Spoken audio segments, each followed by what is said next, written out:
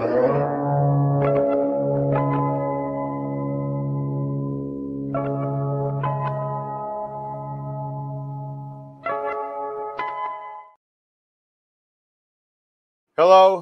Fightful Faithful.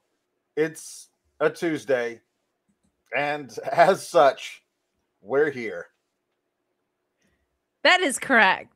It is the Sour Grapes post show for December 9th. Alex he's switched up his look today, but it's still extremely Christmassy. We're talking the fallout from NXT Deadline, kind of, which was a better show than this one, but we're going to talk about it all. So get into your super chats, get into your humper chats at humperchats.com. We ask you to do a lot of things, especially at the beginning of the show. We're like, give us a thumbs up, subscribe to the YouTube channel, subscribe to Fightful Select, where you can read about what's going to go on with the WWE library and Masha Slamovich's contract being up and MJF being factored in to World's End plans, which was a tip from our friend at WrestleVotes. But I just want to say thank you so much to those of you who have chosen to sponsor the Fightful Awards, of which there are many in our chat. Matthew Hooks, Meet Normus, Greg Cherry, Big Jim this year. Of the, I think, 27 or 28 categories we have, 21 of them are sold, which is by far the most that we've ever had. A special shout out to our friends at Beacon, who bought 4 categories as well, in addition to giving me this incredible setup on my mic. I sound so much better than I used to, if you guys remember the rough days of my setup. But there's early voting going on Fightful Select right now. Then proper voting will open as well. But I just want to say thank you so much to everybody who chooses to sponsor us. But like so much of the SGS, Meet Normus too, is sponsoring. Like so many SGS strongholds are the ones that came out to sponsor this year. And like, I actually was very emotional about it when I was going down my spreadsheet, because like, this is not an easy year or economy for a lot of people. So when people like want to spend their hard-earned money with us, it means like, it always means a lot, but it means a lot when it's independent creators or people just supporting us in general. And in a year where it's like very hard for people financially, it's like even more appreciated. So I just want to say thank you so much to everybody. We do have a couple more spots left, and you can also just sponsor the show overall. We're never going to turn your money away. But if you are interested in that, kate@fightful.com is where you can hit me up. But I was like just sorting things out today, and I was like, I'm just so blown away that so many people like feel comfortable being associated with us. That's on the back of a lot of Sean's hard work, because there's a lot of people that are like, you know what, I don't want to put my brand next to that dirt sheet or whatever. So thank you to Sean for that. But two, like it's hard right now for a lot of people, and just seeing like, I was worried doing what I do on the sales side of it, that was going to not be as fruitful as it had been in years past because of that, and so understandably. But we've had more turnout this year, and that just, it blows my mind. It means the world. And we've had like people buying them as Christmas gifts for other people. We've had people donating spots to causes. Like, it's just unreal how people are so generous with their time and money and investment in us. And it just means a whole heck of a lot. It means a whole heck of a lot. And thank you up front. And however you choose to support us, we appreciate it. A thumbs up, a YouTube subscription, whatever. All of it means a ton. So thank you for the ways you choose to support us. But that was a very cool thing to see as I was going through organizing stuff today. So thank you.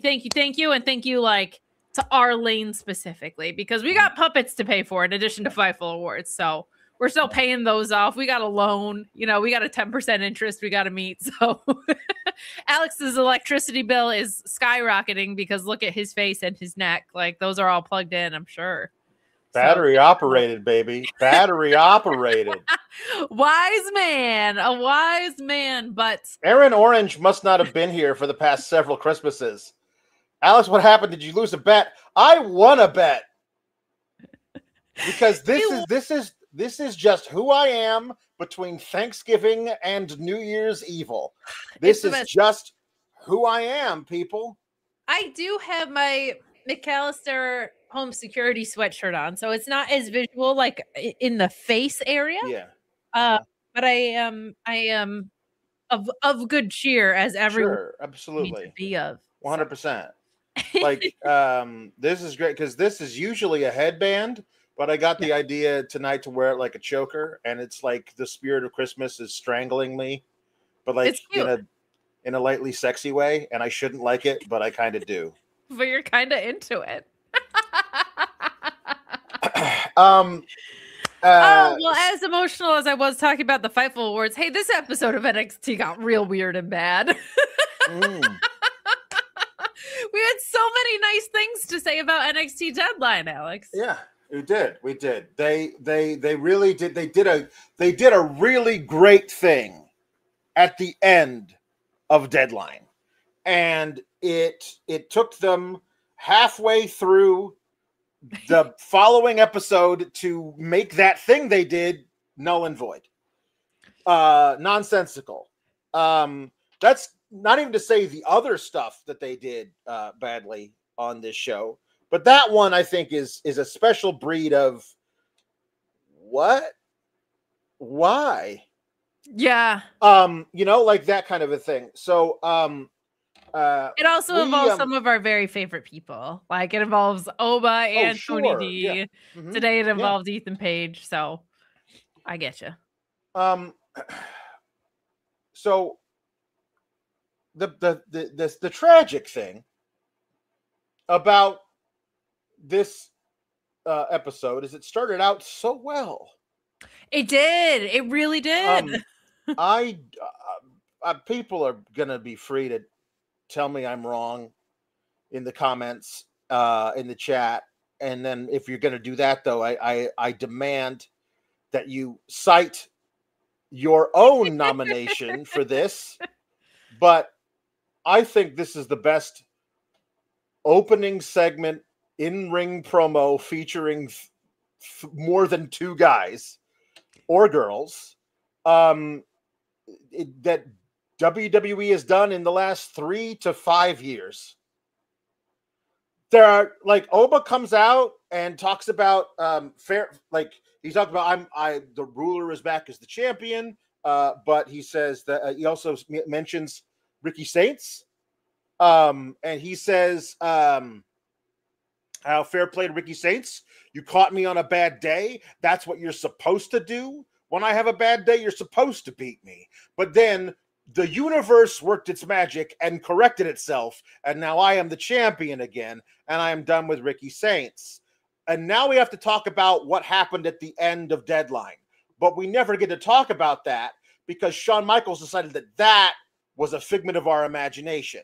So he is interrupted then by Ricky Saints, who comes out. He barely does the pose. He like half-heartedly, and he goes and Vic Joseph mentions he lacks pizzazz. He did. He doesn't have as much pizzazz. And you gotta say it like that when you say that word. You gotta say pizzazz. Pizzazz is just a thing you gotta say like that. But anyway, he gets in the ring and he's talking about how he congratulates Oba on beating him. This is what I wanted. This is what I want from almost all of these types of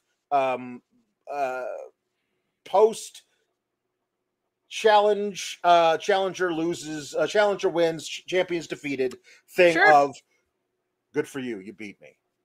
You know what I mean? I want them to acknowledge you beat me. If provided if they don't do the thing where they have somebody like win via cheating or interference if it's or clean something. And well earned. If it's a well earned victory, the guy who got beat should say, "Fair play, you beat me, but I think I could beat you if I had another match against you," which is basically what Ricky says. Ricky says, on the drive home, I was feeling really sorry for myself. I thought maybe there's no chance for me to ever get another shot at that title. And then I realized I'm Ricky Saints. And what I see is it's 1 versus 1. I beat you once, you beat me once. Logic would dictate we have to have the third match. And I did give you your rematch when you asked for it. So it seems like this is something you should give to me. And when Oba was hearing all of this from Ricky, he was like, no, I'm not facing you. No way. He was like, you make a good argument. He didn't say it on mic, but that's what he said. He said it in his head and his heart, and he said it in his eyes. You know what I mean? Like I could read his eyes. But they're both interrupted by Javon Evans. And this is what I love about this. Sophocles figured something out. A few thousand years ago, the Greek playwright Sophocles was the first to ever add a third character. Before Sophocles, there was never a third character. For the longest time, it was just one dude in an amphitheater telling a story. And then they added, I forget who it was, Euripides maybe, added a second character. And they would talk to each other. And that's fine. But if you have the third character who can say, you guys are having an argument, I get to pick which side and my vote counts. Like and over the course of the play, that third character can be won to the side of the argument he disagreed with at the beginning of the play, causing more friction. It's really, all drama stems from a 3-person scene. And this is what's so great. Please, did he write characters that came out and when their music hit, someone became an idiot? Like, is he to blame for that as well? Okay. Okay, just asking. Because none of that happened tonight in this segment. It was all very well done. I'm just wondering if we give Sophocles credit, we also have to give him blame for certain things, and I was wondering what it extended to. So I'm just checking. No, not Sophocles. Then there was McManacles. McManacles invented that one. Okay. McManacles invented that one. We don't talk about him anymore. He fell out of favor. So no, chanceth and helleth. Yeah. So there be. So when you have these 3 characters who are all distinct personalities, major personalities on the show, they all have different points of view. They all excel in presenting their arguments. And all 3 of them have arguments that have merit. Javon Evans comes out and says, man, Ricky, no disrespect to you, but I won the Iron Survivor. Like, it's crazy. I did that. Young OG's Iron Survivor. I don't want to wait until New Year's Eve. I told you that, Ricky. I want the match now. And Ricky was this close to getting Oba to grant him a rematch. And then here comes Javon wanting to push up his match with Oba.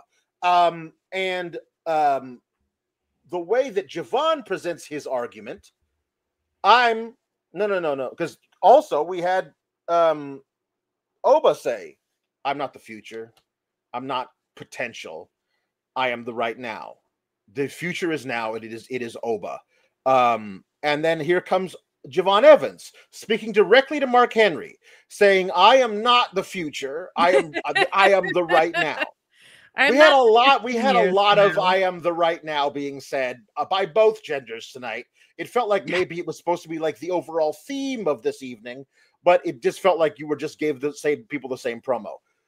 This one, though, worked really well because of what we've seen from Javon Evans. He makes such a good argument about this that Ricky first says, hey, you should wait. You should wait. Let me have the match first. I'll beat him. And then you can have the match on New Year's Evil against me. We've been talking about this. And Javon says, no, I'm not waiting. This is what it's supposed to be. I know I can beat you. And he convinces Ricky in that moment, yeah, I'm with you. Let's do it. I'll be like, I'm rooting for you, is what he says at the time. And then Oba says, this does not matter because you could not beat me anyway. You have never beaten me. If we face each other at New Year's Eve or tonight, it will not matter because I will beat you then too. But he says, but you can have your match. And this was a really good scene where all three guys came out. None of them told a lie. None of them tried to gaslight the other ones. None of them rewrote history. They just all came out, presented that, and also none of them are heels. Yes. Like it's Oba is a force of nature. We talked about this. A hurricane is not a heel or a face. And Ricky at that point is this guy we root for. We like Ricky and we love rooting for Javon Evans. So we want to listen to all of their points of view. They're not out here calling the entire crowd fat or smelly and making us boo them. It's just three guys putting together really good arguments, swaying each other. And by the end, we get the match that we want, which is Javon Evans cashing in his New Year's Evil match tonight against Femi, and Ricky Saints at the moment saying, this is a good idea. I like this. That's it. So many opening promos don't actually say anything. They just get that person on screen. That's it. So many times when they're talking to each other, all it boils down to is, I believe I am better than you, and I shall win our upcoming match. Nay, nay. I believe I am better than you, and I shall win the upcoming match. And then either they punch each other, or they agree to disagree and move on. But really, nothing else actually takes place. This had three distinctive points of view. All of those arguments were put together really well. One guy was swayed from another dude to another dude in his point of view. This was really excellent. Here's the other thing. This is so great, and yet this should be the standard. This should be a normal promo. We should not be able to look at this and say, hey, wow, all these guys weren't bullshitting each other. We're all scripted to sound alike. All of these guys are three distinct different characters. They all really talk to each other well. We should be able to say that about literally every in-ring promo this company does. But this is the one that I can recall. I have a lot to say, and some of it's about this promo, but what I need to start with is usually at some point on Tuesdays, or very frequently, I should say, I just laugh at us so much of usually it's around puns or the jukebox. I'm like, you're not going to get this anywhere else. Whether you like it or hate it is up to you. Today, I think that moment comes especially early in the episode when the guy in Christmas lights is talking to you about Sophocles, for real, educating you, telling people, informing people with deeper knowledge of theatrical frameworks, and doing so while looking so fabulous, Alex. Before we move on, I'm going to go ahead and say theater puns.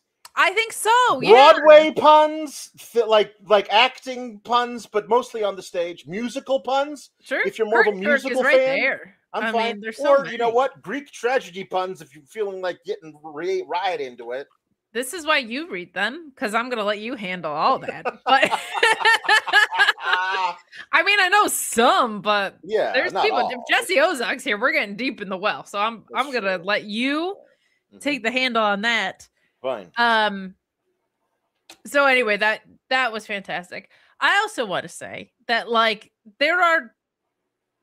there are times when talent watch our post shows, or people involved in products watch our post shows as a whole, and many others. This is not Fightful's so great. And some of them like what we have to say, and some of them don't. And an acquired taste. An acquired taste, but this is the kind of stuff like that I hope people hear and understand. Because what's so special to me about this, Alex, I come on here a lot, and what I say is, I am so sick of promos being talking segments. I want them to promote the match. Now, normally, what does that is, I don't know, Eddie Kingston being himself, or Kevin Owens finding ways to tie A, B, C, D, and E, and F together when three of those letters were missing, and being brilliant and making me want to see the match.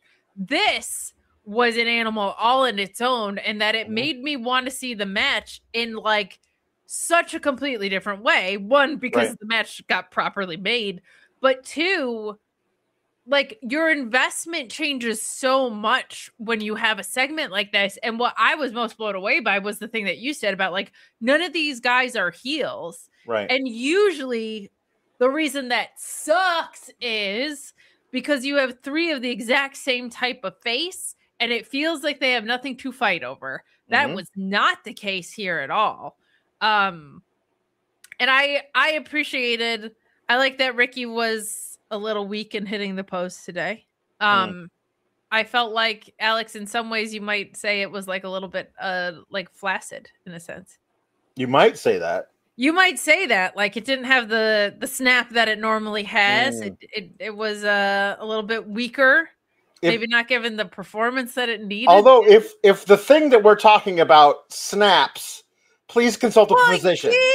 Please consult a physician if the thing that we're talking about snaps. Has some snaps to it. You know, not fine. Like snaps in half. But before I make this more painful for the male experience, we're just gonna go. We always talk about your mailman. He's the one delivering your packages, but you're just trying to deliver a package of your own. And we told you how BlueChew.com and the code FIGHTFUL can help you do that. You know, better sex, better in the bedroom, main event performance, all that good stuff. But listen, your mailman, whether your mailman's interested in you or interested in what's going on in that bedroom, he's going to be like, listen, I know this package arrives safe and discreetly. I haven't heard of you going to the doctor. I haven't heard anybody from the pharmacy saying that you've been there, but something's got to be going on. You got to be using some sort of performance booster, so to speak. And then you're going to have to fess up. You're going to say Blue Chew. Then that mailman's going to be like, hey, can you deliver it by my back door? Do you got a special delivery for me? Maybe a little something for my mail slot? Listen, I'm just trying to help you out. I'm just trying to make you have that better performance. And Blue Chew is as well. We can't help with what the mailman does after that, but it's going to arrive safely and discreetly. But make life easier by getting harder. Discover your options at BlueChew.com. We got that special deal for listeners. Get that first month free. Just pay $5 shipping. God, hush money for the mailman. Visit BlueChew.com for important details and safety information.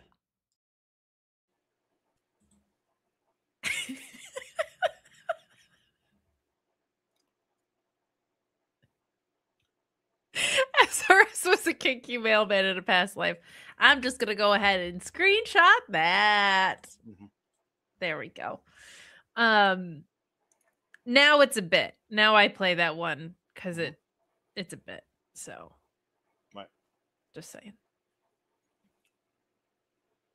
Back to what I was saying with the segment. I thought it was great. I'm bummed by what the end of the episode did to it, but I loved what we got here. And as far as it like being one of the best in the past 3 to 5 years and stuff, it's so funny because a lot of people will say no to that because it wasn't like one guy had so much sizzle on the things that they were saying that it's like people probably won't be talking about this the way that maybe you or I feel they should, because it wasn't like, oh, what a sick zinger to put, like they're going to go viral for the thing that they said. Like, but what was so great about it was the fact that that wasn't the case. Like it was so much like it was elevated above that, and that it was like the three guys who were laying stake to the same thing talking about their viewpoints.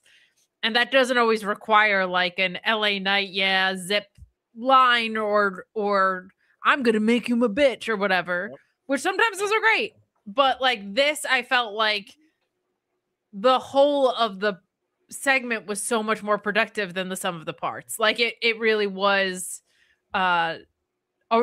just a very simple, clean, really well done thing, and something I agree with you.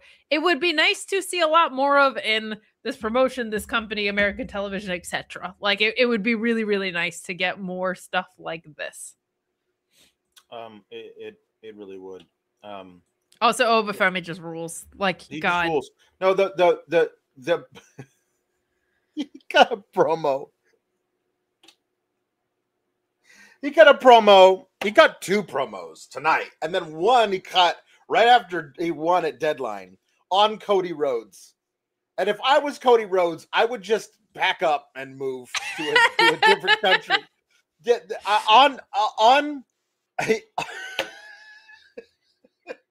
On Saturday, he cut the promo saying, change comes for everything. Oba Femi is change.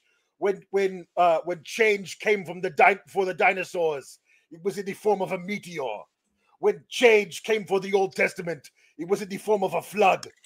When change comes for Cody Rhodes, it will be in the form of the ruler, the bringer of war, Oba Femi. No, I'm done. I'm leaving. You can have the title. I will be over here. He compared himself to the meteor that killed the dinosaurs and the flood.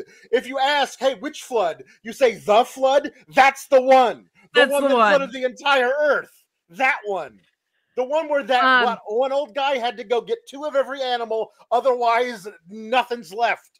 That's the flood that Oba Femi compared himself to. I don't know, man. That's it. Look, let's be real, Alex. We're right about so many things. Like, we're right about when people are getting called up. No, the most right you've ever been was about him because you spotted it so early. Like, you spotted it before he was on NXT consistently. And like, what's been so cool is, like, when he was shot putting couches, you were like, there's something with this guy that's shot putting couches. He's really special. But like, he's just progressed so much in such a more short amount of time, but really steadily. Like, it's been like, okay, now this test is for you. Now this test is for you. And he's like, passed it. And it's the coolest part of reviewing the show is when you see people's different paths like that. And what's really refreshing to me is, God, it feels like NXT and maybe WWE, God willing, know what they have with this guy. And like, they don't always get that. And it doesn't always carry over to the main roster. But he's facing Cody Rhodes at John Cena's last show. Like, that feels like an intentional statement. And he's just fantastic. So like, I'm watching this segment and Ricky's great. He's making fun of Oba's accent, and Javon is one of the most likable, easy to root for guys in all of professional wrestling. But like, Oba Femi is so as advertised every single time, and it just blows my mind that he's been doing this for such a short amount of time. Like, it's insane how great he has grasped every facet of a very, very weird art form. Oh, very weird. But like, he that was the promo he cut on Saturday. He cut one also in the ring on Cody tonight, and then he cut one backstage on Cody again. We're just like, it is inevitable. Cody Rhodes will fall before the bringer of war. And all I can do, because it is WWE, all I can do is pray for a thing I would normally hate to see, which is that Drew McIntyre comes in while the ref's back is turned with the Claymore on Cody Rhodes, and Oba Femi gets the pin on him. That's all I can hope for. I think everybody kind of is. And another thing I can hope for, and I wouldn't be able to hope for this with anybody else, I can hope that they watch Oba Femi and Cody in that match, and Cody like has fun working the kid and signs off on him afterwards, and they do a crazy thing and have Oba versus Cody at WrestleMania. Like, these promos, so awesome. These promos that he's cutting right now on Cody Rhodes are promos you would cut on the road to a WrestleMania match. You know what I mean? Like, he's auditioning right now to be a guy who works the biggest dudes at the biggest shows. Not only with his in-ring work, which was stellar tonight and was great on Saturday as well, but now with his promos and the way that they are constructed and giving it, man, I love the Ruler's a great nickname. the bringer of war. Especially when he says it the way he does. The bringer of war. It's the best. It's great. Like, he's so good, man. What I love about him is, other than everything, like I think what's so fascinating to me about him is street clothes, ring gear, dressy street clothes. Yeah. Like, it's very, you see wrestlers struggle with it so much. To find the thing that is like your consistent thread and that makes you so surefire you. I call it unrepeatable, whatever you want to call it. Like, I don't know if I've seen anybody take to that so quickly, especially in the WWE environment. Like, for how little he's been wrestling. Like, it's pretty wild. Like, for him to grasp onto it and have it be evident in every fingerprint that he has, like, at anything that he does, that's pretty nuts. Like, people say generational talent a lot. That's pretty freakish. Like, that's pretty Prodigy anomaly-y. Like, that's pretty wild. So I'm very excited. Like, that's one of the matches I'm looking most forward to on Saturday for sure. For sure. I think Cody will do well by him. JW Pringle says, amazing Alex, Sister Killer Kate, powerful Papa Paul, Elizabeth, and all the SGS. Happy holidays and a Festivus for the rest of us. Much love, friends. From Much your brother, love. JW Pringle. Thank you. Papa Paul had surgery today, a minor surgery. He's okay. Okay. But I don't know if he'll be in the chat, but what I will do is say that if he was, he would be in the chat wishing you a happy holidays. And especially to JW Pringle, my brother. And probably making some cheeky little joke. Yeah. So Tim McFall says, I was going to make fun of Kate for sleeping through C2 math, but here she is being all nice. Jokes aside, this is a hard time of year for a lot of people, but the SGS is always here to uplift and support. We sure aren't here for NXT. Yeah, I was in a wedding this weekend, and my day started at 5:15 in the morning and ended at midnight. And let me tell you what's not great for healing lungs. No, not that. Not that with like, and then pose, and then go up those stairs, and then go down those stairs, and then do the hokey pokey. It was a lot. But C2 math time is a special time. So I hope everybody celebrated appropriately. Tatum Paxley following her loss to Izzy Dame because Sean Spears tore the head off a Barbie doll. She is backstage. Izzy does not appear on this show to capitalize off of her big victory. Was she in the gaggle of ladies who wanted to challenge Blake Monroe but failed because script was bad? Or I don't think I saw her in that gaggle of ladies. There was a gaggle. I don't think she was. I don't think she was.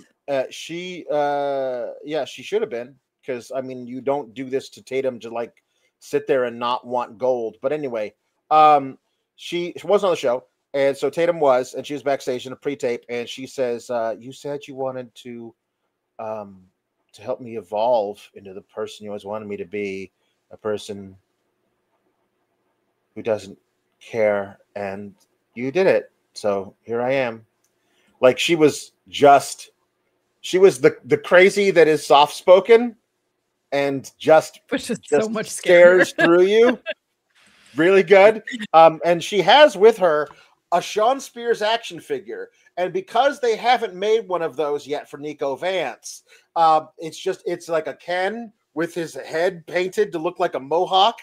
And she drops them on the ground, and like she's gonna take out Sean Spears and Nico Vance so that they can't trick her with headless Barbie dolls. You know what else you could do? Which, like, I'm just saying, I'm just spitballing here, Taters. I love your work. You could just not give a damn about him standing there with Barbie dolls in his hands, and then push past him and win the match versus Izzy after you did your finisher to her on the announce table. You could just do that and not have to worry about like taking them out over the next several weeks, so that when you get another match with Izzy, she won't have anybody there to distract you at ringside. Instead of getting rid of the distractions, just don't get distracted. Or, I'm sorry, you're a wrestler. I should have known better. I can't ask you that. That's unfortunate. So the thing with Izzy Dame is she's not big into capitalizing. No, I would say she's a not. character trait of hers is in fact not capitalizing. I'd go the that far. shift key on her personal keyboard is broken. It's broken. She cannot capitalize. Fame, not so much. No, can't do it. Mm-mm. She didn't want a title shot against Tatum. She doesn't really have a follow-up here. She's not big into going after Blake Monroe's title, which that I'm kind of okay with, because like this feud's continuing. But not a big capitalizer. I'm a full-on tater tot, man. I really like her approach to things. Luis is saying this is a Jazzwares AEW Sean Spears action figure, which I is believe it was. I figured, I didn't think they'd put that on TV, but I was like, I don't know if he's had like an action figure in NXT. They did make a Ty Dillinger action figure. It's been out of print for many, many years.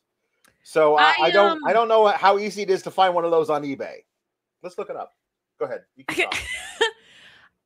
It did beg the question, why does Tatum Paxley use dolls to represent people when there are actual action figures of many of the people probably that she's going after? Question.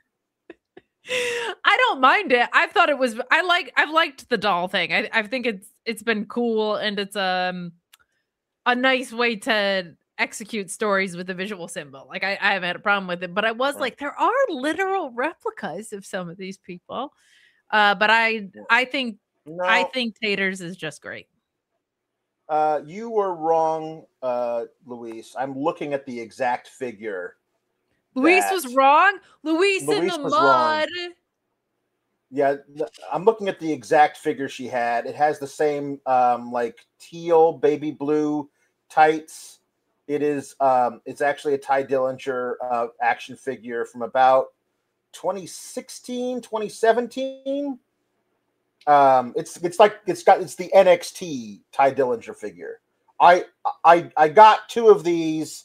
I got the Gargano and Ciampa ones from the same line. So is it? Yeah, does it look so much like him that you give it a perfect 10? No, it actually looks nothing like him. It's pretty terrible. But this one is one of those ones where you can build. If you get all of the different ones, you can build something. Do you know what you can build out of different pieces? Not another action figure. Well, I guess technically is, but not a person. It's a Bailey buddy. You can build a Bailey buddy with all of the parts that if you get Ty Dillinger and Andrade, when Andrade wore a little hat and suspenders, you can get all of those characters together and you can make a Bailey butt out of it. I'm going to need the link immediately and the exact product description and date and time in which it was made. You can get one on eBay for like $15. Oh my goodness. Or you can get an autographed one for $42. Ooh. An autographed Bailey buddy Ty Dillinger. And an autographed Ty Dillinger that doesn't look like Ty Dillinger. Or you can get out of the package, you can get a Ty Dillinger and a Rusev for $6.75. My goodness. This has been shopping for AEW or for WWE action figures with Alex. Luis is saying it was the white and purple AEW. Anyway, no, it was the one with the blue, the little baby blue tights. I feel like they wouldn't put an AEW action figure on television. There was another one that he had though that had the. We lost Alex to eBay. R.I.P. Yeah, we did. Yeah. I'm here, man. I'm not going anywhere. I've been putting in bids all day to get a pink Xbox controller for my kid. I'm not willing to pay the full price for it, so I'm trying to get it for cheaper, and I'm just not willing to go that expensive. So she's gonna go in for her birthday. Put the link on the doc.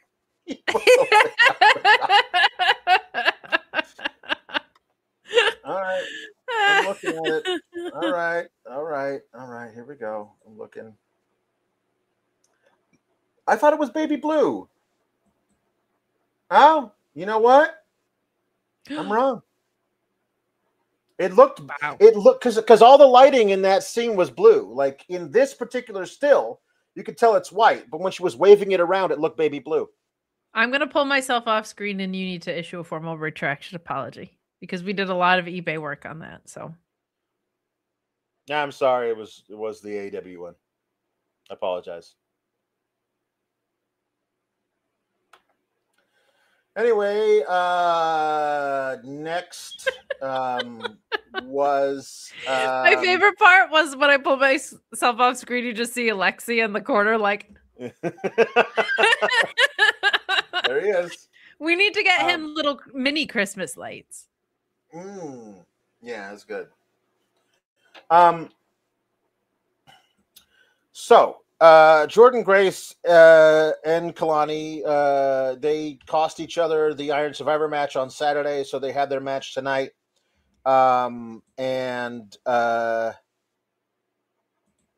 Why would you pay Jordynne Grace this much money to bury her on your developmental product? Alex, hold on. You would pay her this much money to make her the strongest booked women's NXT champion of the past 5 years? Or how about the NXT women's champion, period? That I could see you spending this kind of money on. But to spend that kind of money on her and just have her be a dum-dum who loses matches in this fashion to Kelani Jordynne, and then her character is like, I suck at this now.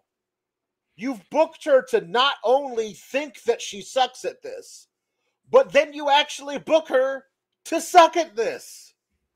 And also, you're paying her more money than all of the women who are beating her combined.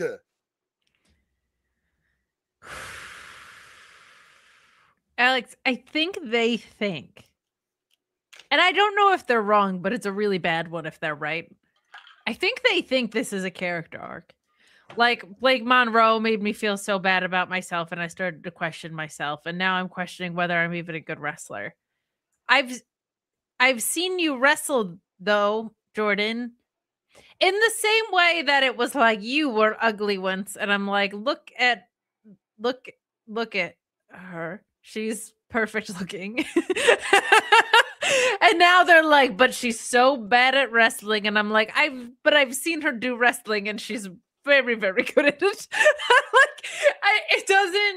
It's a bad character arc. She's And the best wrestler on the women's wrestler on the NXT roster. If you want to say it's Mariah May / Blake Monroe, I won't argue with you. To me, I would rate Jordynne just ahead of Mariah May. Sure. Just ahead. And nobody else below them rates at that level. And I'm using the overall like longevity, like how long she's been doing this and how she's proven that she's this good over many, many multiple years.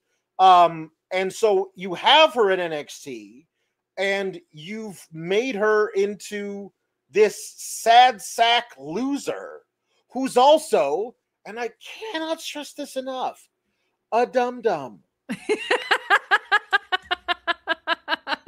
Which is worse in a lot of ways. Like, it's worse in my book. Yeah, because she's such a she's a seasoned veteran, and part of what makes her so special is like how insanely strong and clever she is in the ring. Like there's a magic to Jordynne Grace that I feel like when she's ahead of her opponents, from an in-ring psychology standpoint, like there's so much magic that happens with Jordynne, because she can use her strength to counteract what anybody's going to throw at her. So I feel like they are trying to, I feel like the intent is like, how do we humanize Jordynne because she is such a huge, insane, incredible badass? To which I say humanizing humans is overrated sometimes. Like when it's this forced, if she met up with someone like a Lash Legend, then maybe we're talking. Like, let her vulnerability show when something physically doesn't make her an unstoppable force. Julia could have been it, honestly, the way they were going at each other. I don't mean from a size standpoint, but I mean someone who's going to beat the ever-living crap out of someone, and that's just not Kelani's in-ring style at all. Like, that's just not going to happen in this feud. Like, and this was the problem with this is it was a very good match up until the ridiculously, stupidly booked finish. Yes, it was. Like, Jordynne couldn't catch up with Kelani. Kelani was all over the place, and Jordynne couldn't catch up with her until she finally did, and she dumped her on her head a couple of times, and then all of a sudden Kelani wasn't so fast anymore. Like, it was a really good point. At one point, she does her stretch muffler suplex, which always looks nuts. And then at the end of the match, Kelani Jordynne introduces a chair. She's going to try and hit Jordynne with it, and then Jordynne says, "I took that personally." Not that Jordynne, a different Jordynne. And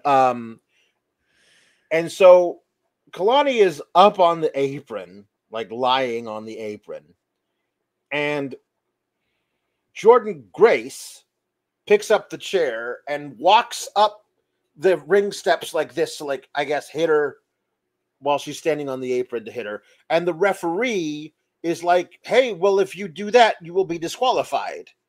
And Jordynne Grace says, "Yes, I am fine with that."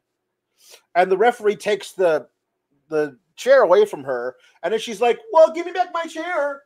Kelani Jordynne kicks her, and she flies off the apron through the barricade. And then Kelani, "Well, give me back my chair." "Well, give me back my chair. Oh, I've been kicked, and I'm now flying through the air. Oh, my chair is gone. Oh, boy." And so she gets kicked off the apron through the barricade, and then Kelani goes and gets her and rolls her into the ring and does a 540 on her and pins her.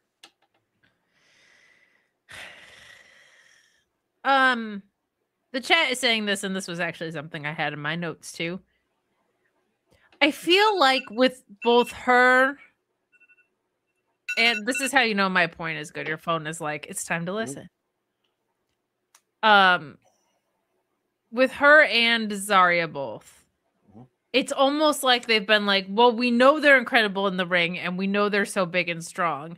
We have to go out of our way to manufacture these other traits or these other, I don't want to say relationships, but I guess that's true with Zarya, to make you think, or like they're either trying to test the well of like what their emotional or promo depth is or whatever, but they go so far in the direction of trying to like stretch what they can do that it's now inauthentic to the characters of who they are. Like, it doesn't mean give them different personality traits to test someone's depth. It doesn't mean make them different people. I don't think. So I don't like that. I don't like that. We should be at the point with how long Zarya's been here and how long Jordynne's been here that those two are fighting over a title for 3 months. Or so, you know what I mean? Like that there's some like, I mean, Jordynne should just be on the main roster. It's absolutely stupid that she's here. But but like we should be, they should be showcased to the highest level of their ability, which means one of them should have a title and one of them should be saying, at this point, I'm the only person around here that can beat you because look at me. Like someone should have ran through, one of the two of them should have run through like Right. 8 people with a title, Like, and the other one should be boom. There's no doubt that if I had the pencil, the proverbial pencil, Sure. and this women's roster, it would be booked entirely differently, mostly around Jordynne Grace versus Zarya in a battle of Hoss ladies. That when like they would have hot potatoed the title a few times, and they're like in like absolute unending hatred for the other one would have cost them the title that they were hot potatoing when Blake Monroe showed up. By the way, Blake Monroe is named Mariah Monroe. Like, she's never going to be named Blake because I'm sorry, I know you love your niece, but your name's not Blake. Your name's Mariah Monroe. Because the people want to chant. The people. No, I love your niece. I'm sure lovely. I can't wait to meet her. But your name's Mariah. The people want to chant Mariah. Your name's Mariah. Mariah Monroe. Mariah Monroe shows up and says, "I'm going to be the next women's champion," and then she is. She ends up winning a 3-way because Zarya and Jordynne cost each other that.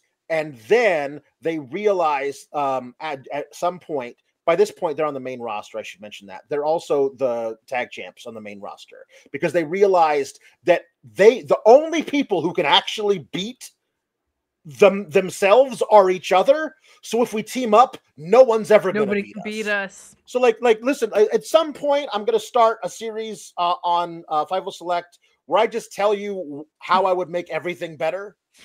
And then everyone in the comments is like, wow, this is so much better. And I'm like, I know. Alex, I'm going to suggest something very bold here in that I wouldn't even give you the pencil. I would give you the pen for that. Yeah. I want it permanent ink because that's how much I like it. Sometimes I like, you know, doing a second draft and going back and be like, actually, this would be better. But, you know. Not with this one. Because what I also like is the character realization that brings them to the main roster. We don't see enough of that. No, we never do. The chat saying like, "Oh, Blake's niece isn't safe. Like neither is Birdie Danielson." I don't care about these kids, man. Yeah. You're a father. You've got a kid, so you're like, I'm not gonna. I'll Birdie Danielson. I don't care about your birthday. I want to see Bryan Danielson wrestle. All right, Blake. I'm sure an adorable little niece running around. She should have just been Mariah. So here's the thing.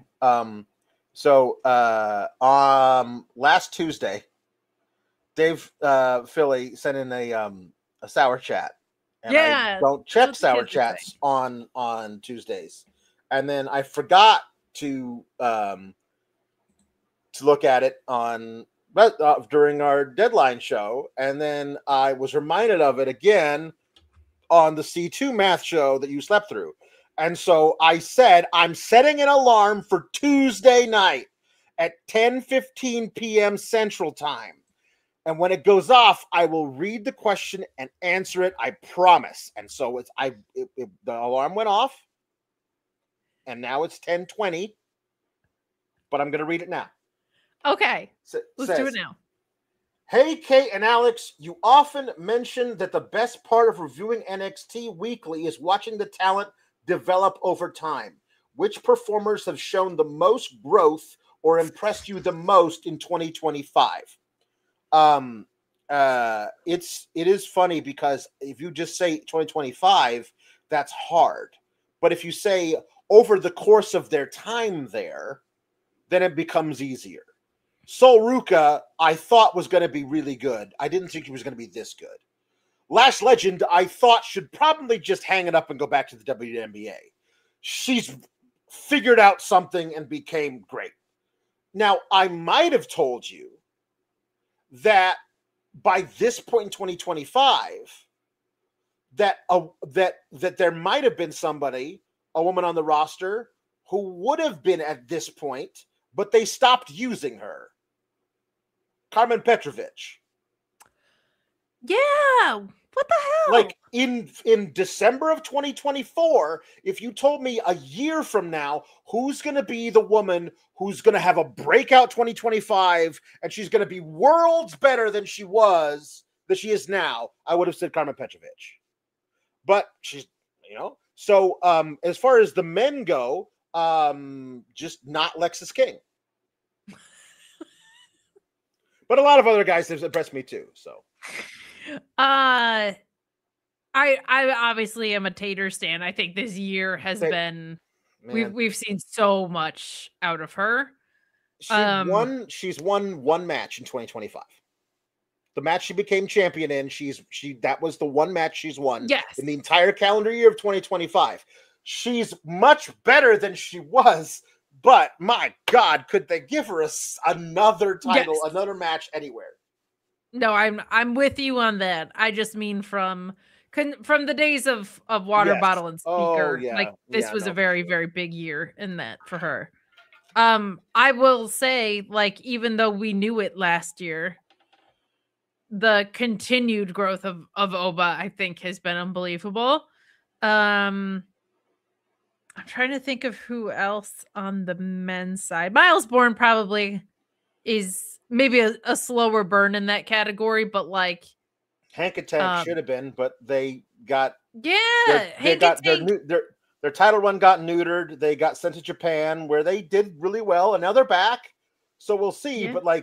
But man, that run to becoming champs, like if you told me when they won the titles at Stand and Deliver that the rest of their 2025 would be entirely unmemorable, I'd be like, you're crazy.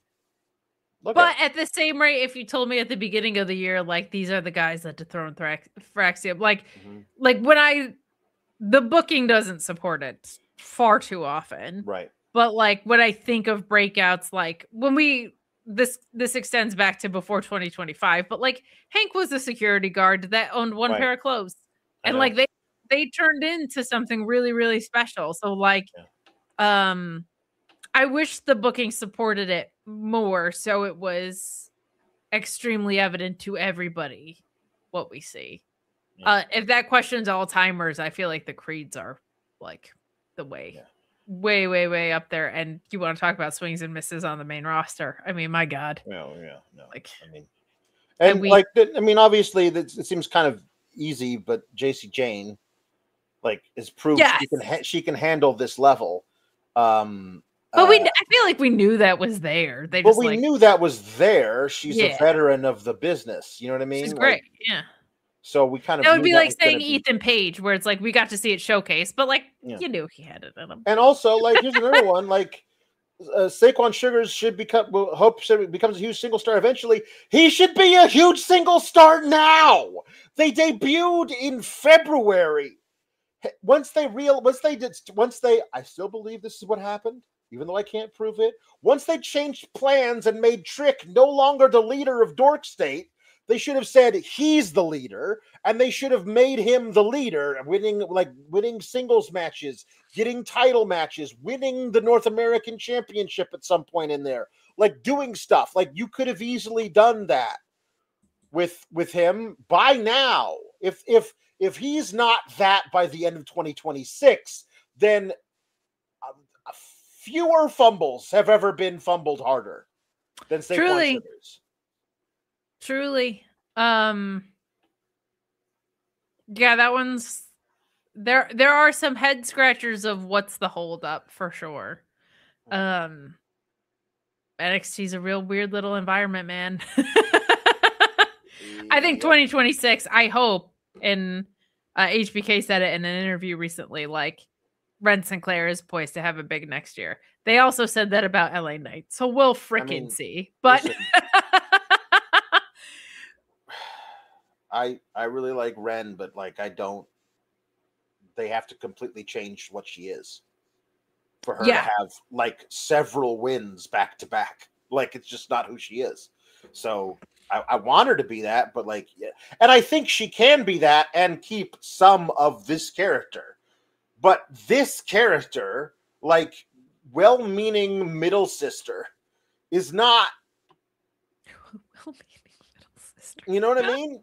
Like, she's the Lisa Simpson of NXT. Oh, man. Know? So, well, like, if I'm wondering if her and Kendall get into a feud that sets her on a different path. I mean, Why does everybody have to fight their friend in order to set them on a decent path moving forward? I don't know. You're the one who doesn't believe in friendship around here, Alex. Stop it. We've talked about this. The one friendship that I didn't believe in was Adam Cole and MJF, and I was right. And that's 2 years ago now. Cut me some slack. Anyway, I feel like Ren could have a really big 2026, but Alex, if you asked me to put my money down on it, yeah, not happening. No, I don't feel that confidently in it. But what I do feel confident about is if that was an option to bet on somewhere, and I wanted to trust my money with somebody.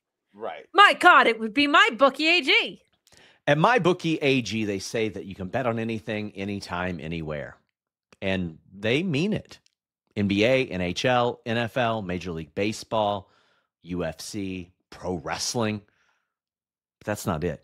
Motorsports, golf, tennis, darts, cycling, cricket, handball, floorball, rugby, snooker, volleyball, table tennis, cycling.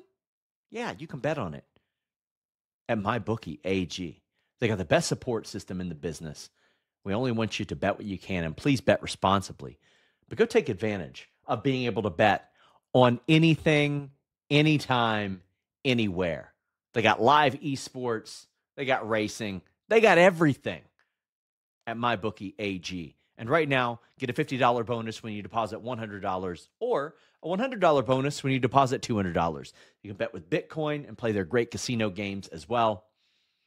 MyBookie AG.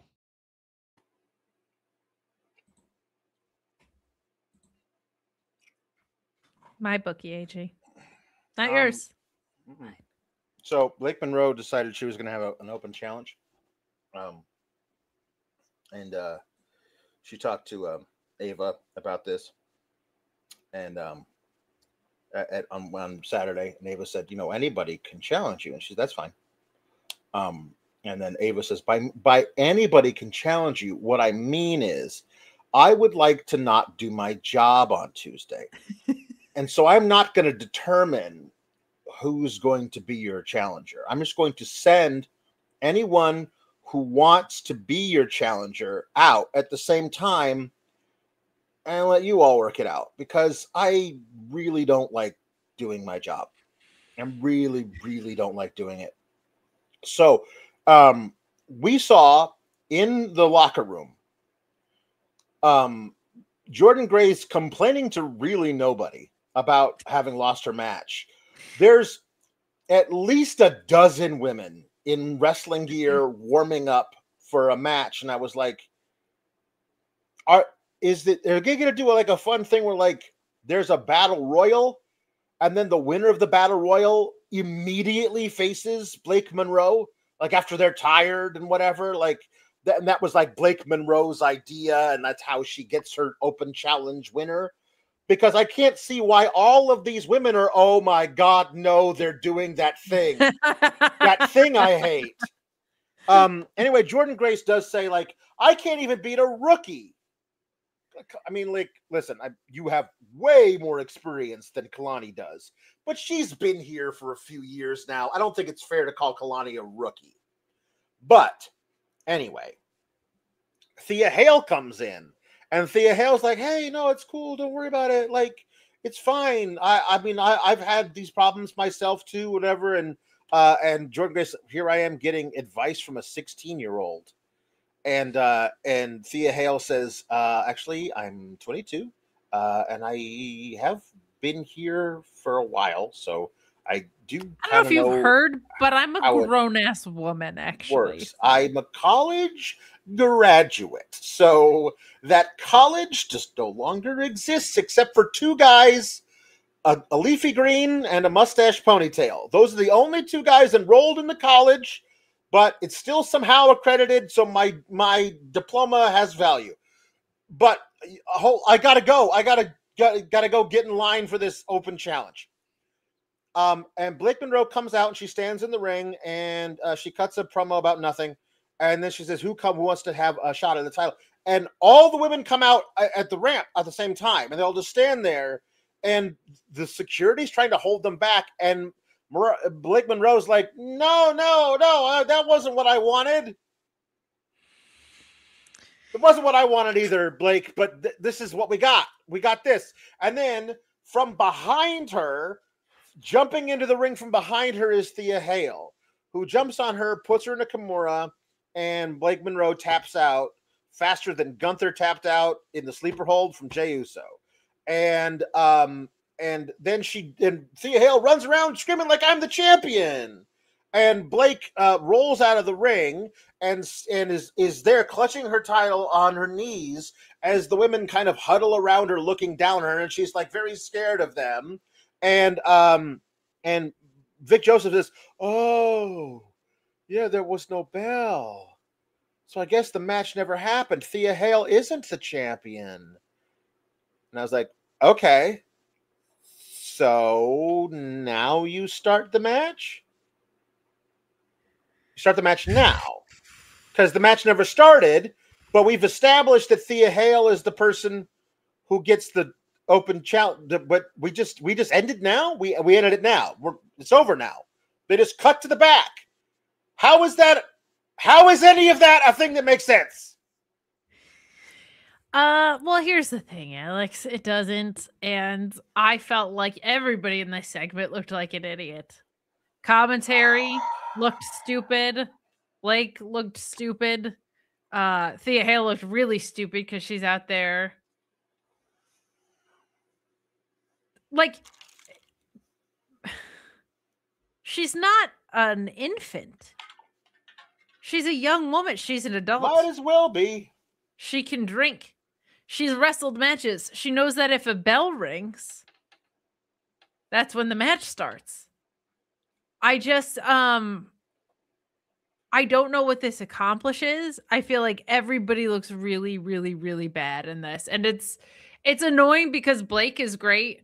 Thea Hale's really, really good in the ring. But like they can't decide what she is. Like she had no identity after Chase U, and then her identity was being in a mixed tag with Joe Hendry. I don't think this is so that Joe Hendry can be wise and guide her through anything. Like this just seemed like a very, very dumb and odd use of time. I don't feel as though, like, I think Blake Monroe was supposed to not like this because she's supposed to not want to wrestle. And that's just not, right. We're back to not knowing what the glamour is. Like, right. She's not a scaredy cat. Okay, so here's the deal. In WWE, heel women can only be one of two things. Scared and doesn't want to wrestle, or brutes. That's it. Mean Girls. I mean, I guess. They could be, but they also doesn't want to wrestle. Yeah. They don't want to wrestle. Like every time they can have an opportunity, they get out of it, or they have mean girl friends who cheat for them, so they don't have to win, like based on their own merits. I guess you could say it's three, but like, if you're gonna be the mean girl one, you have to have friends because they cheat on your behalf. That's the way that works. It's got to have, like, Liv Morgan was the mean girl who has friends who cheat on her behalf. Like, or you're a brute, you're Nia Jax, or you're Chelsea Green. They don't know what the hell to do with Julia, so they tried giving her a friend in the form of a manager and then gave up on her entirely because literally, where's Julia?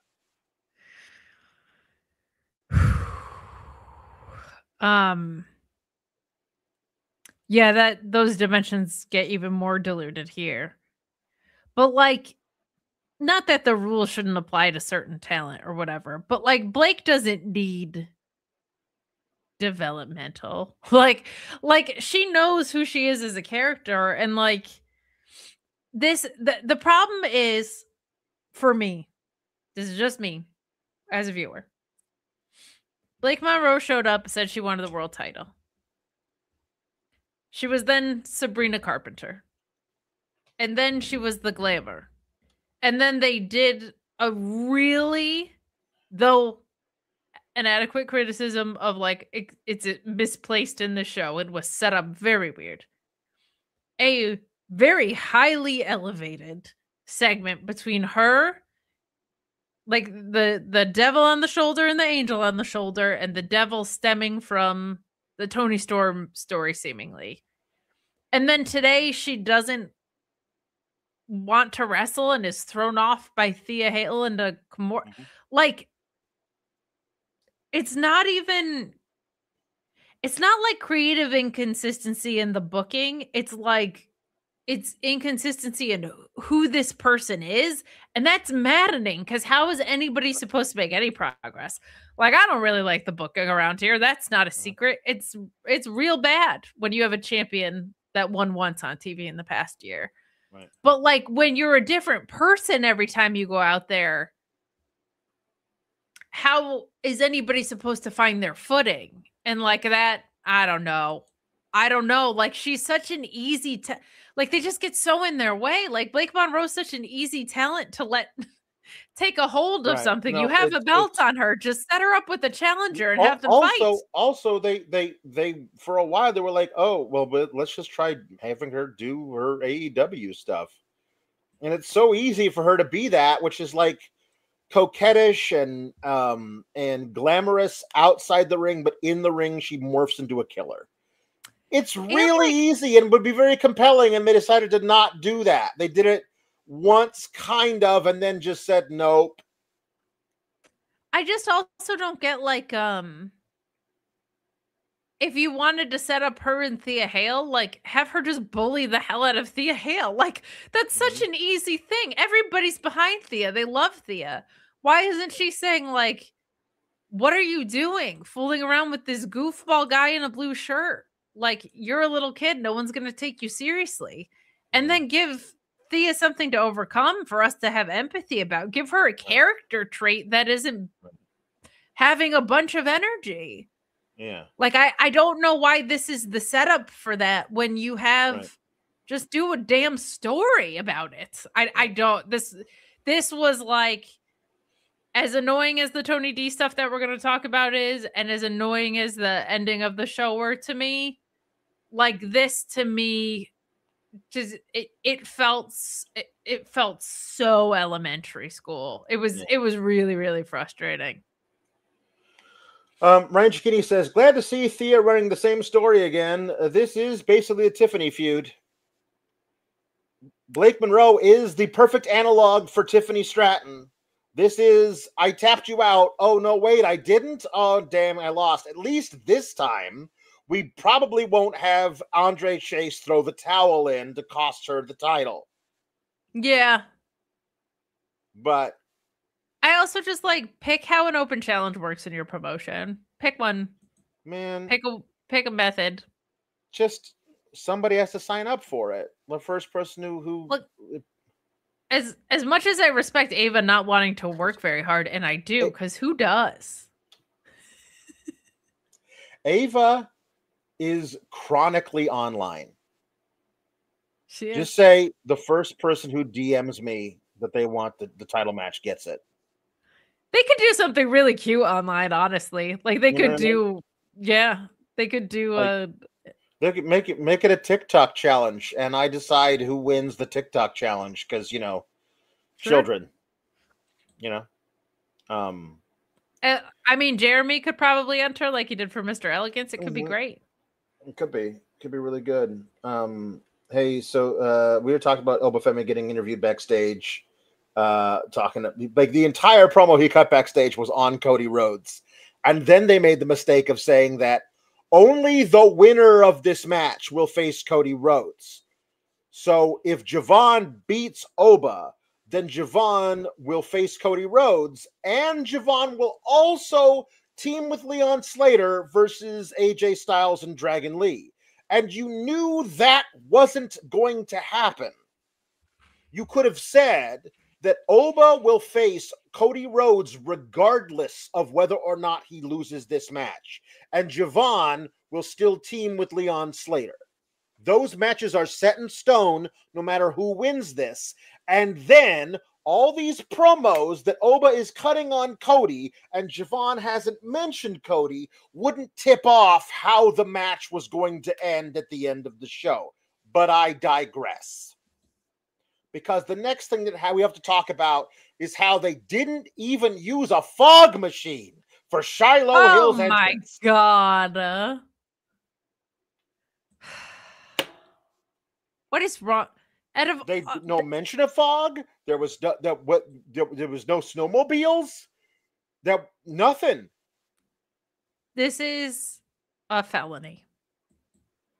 They should be arrested. The creative team needs to be arrested for on what grounds, you say? Withholding us from the fog and knowing what it is and including it in tonight's debut of Shiloh Hill. Lieutenant Photo says no fog mention, no fog for the entrance. WTF, bruv. Thank you. Is what Lieutenant Photo says. Thank you. You can't just wax poetic vaguely about the fog and say that it chased you out of town, and then no explanation of the fog. One time the fog rolled in, and his parents. Well, not one time. He says several times. Several the times, fog rolled in, and his parents rousted him out of bed in the middle of the night to move to another town to get ahead of the fog. Another time, the fog was rolling in, so he and his parents and his siblings all got on snowmobiles and trekked 100 miles through the snow on Thanksgiving to get away from the fog. His entire character must be about the fog.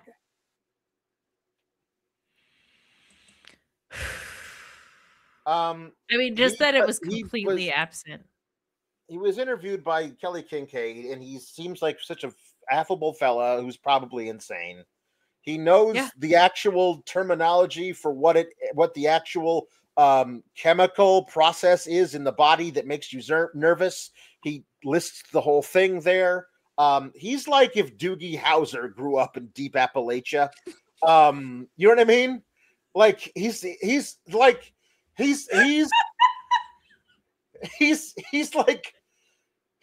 Goodwill Hunting if it was like Goodwill Hunting squirrels. Like that's what he is. He's Goodwill Hunting squirrels. I was not expecting a Doogie Howser reference. Like he's a genius, but look where he comes from, kind of a thing. You know what I mean? Alex, honestly, like I wasn't expecting that, but when you frame it that way, it's kind of beautiful. Yeah, no, when you frame something perfectly, it just becomes more beautiful. It really does, Alex. And sometimes it's not so easy to frame everything so perfectly. We see that from time to time on NXT. Yeah. But I'll tell you how you can frame so many of the moments in your life perfectly. Yeah. And that's with our friends at Aura Frames. What better way to frame something than the Carver matte frame that you can get $35 off with the code FIGHTFUL. These legitimately are so great. Like they have made it so easy for you to give this as a gift. There's lots of digital picture frames out there, but before you even give it, you can preload these digital frames with pictures so that when they open it, there's pictures already set and ready to go. It comes in a gift box on its own. You can update them throughout the year just by using their app and being connected to Wi-Fi. So it's all taken care of. The gift box is taken care of. The pictures are already in there. It's a fantastic gift. Sean got one. It's not just us saying it. Wirecutter is saying it. My goodness. So for a limited time, save on this perfect gift by visiting auraframes.com to get $35 off Aura's best-selling Carver matte frames, named #1 by Wirecutter, by using the code FIGHTFUL at checkout. That's auraframes.com, promo code FIGHTFUL. This deal is exclusive to listeners of FIGHTFUL, and frames sell out quick, so order yours now to get it in time for the holidays. Support the show by mentioning us at checkout. Terms and conditions apply. Know what won't be in your frame in all likelihood? What? Fog. Yeah, probably won't be in I don't know. Should be. Get your frames now before the fog rolls in. That's right. Ryan Cicchini says, should have had Dante versus Shiloh. since Lexus is leading the charge against TNA. Doug the Switch, when he gets hit, whispered to the Beast as his finisher. The Beast is the AI that he talks to. And Ryan Cheney says, no fog in the entrance because he runs from it. I guess that's true. If he had fog in the entrance, he would like be scared of it and run away on a snowmobile. But like, did he conquer his fear of the fog? I don't know. Did he make the fog his own? And now the fog is like, I have so many questions that remain. So, what happens is that it's Lexus King versus Shiloh Hill. Lexus King loses to a guy in his first match in what feels like 4 minutes. I don't know how long it was. It felt like 4 minutes. Meanwhile, Lexus King is among the group of lower mid-carders who are in a grudge cage match versus TNA's top stars. Lexus King is supposed to be really intimidating to Mike Santana and the Hardy Boys and Steve Macklin and Matt Cardona. And yet he loses clean in like less than 5 minutes to a dude in his first match. Like, that's a fantastic partnership. I mean, you gotta look at it and you go, like, this is so much better than when they had Kenny freaking Omega go from AEW to TNA. Well, honestly, that wasn't the best either. But like, you know, no, this is terrible. Like, okay. It's the guys. It's the guy's first match on programming. I am fascinated by Shiloh Hill, genuinely. Like, I am so intrigued by where this goes, and he seems to have such a handle about what this is. Not big in disclosing what the fog is, but other than that, no complaints. I'm so intrigued by what we're gonna get out of him. Mm-hmm. I like, Leon Slater is in a contract year next year, and he's facing AJ Styles on John Cena. Like, I don't understand how TNA is going to sustain itself within the confines of these partnerships. I also don't need to. I don't own the company. That's fine. But like, every move that they've made so far has made TNA look very chump-like. And it's not just like, oh, your titles are on our show or anything like that. Like, this kind of stuff, I don't know, man. I just, all right. Stax is now the TNA International Champion. He punched his father-in-law, future father-in-law. Not a great. The holidays are here, man. Like, you're gonna have to honestly, see that. You're gonna get something really bad in your stocking. Yeah. Is it a Stinky Heritage Cup? Because I miss it. I mean, he does. That's not a thing anymore. Unfortunately, it smells like fish because that's what it sleeps with. Maybe Tony will bring it back. I don't know. He's got other things to do. Does he? It seems like he just shows up to whatever he feels like. He's got another thing to do that has nothing to do with what he was supposed to be doing on Saturday. So maybe next week he can have nothing to do with that, and it'll be him and Noam Dar and the Heritage Cup.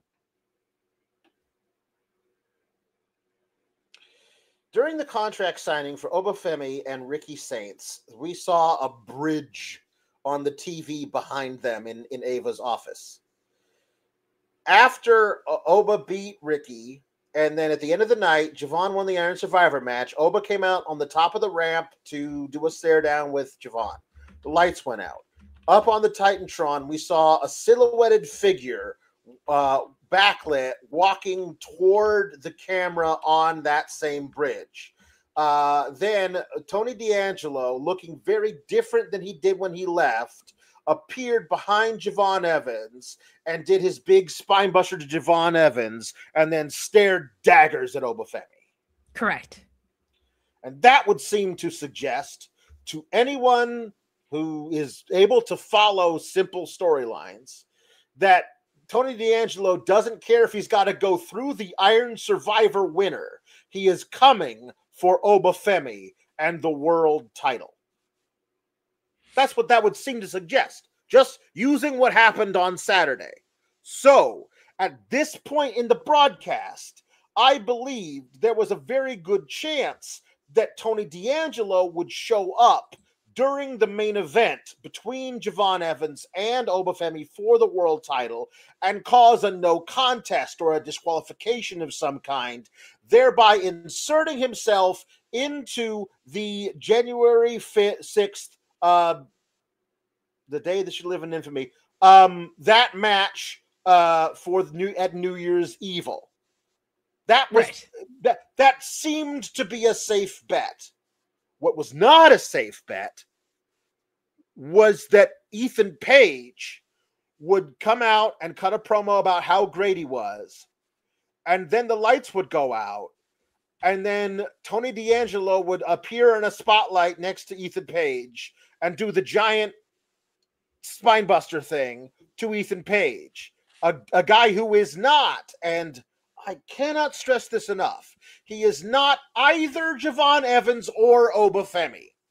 And then he reaches into his pocket of his big leather coat and brings out a bunch more scraps of fabric and then dusts them lightly all over the corpse of Ethan Page, the same way he did to Javon Evans.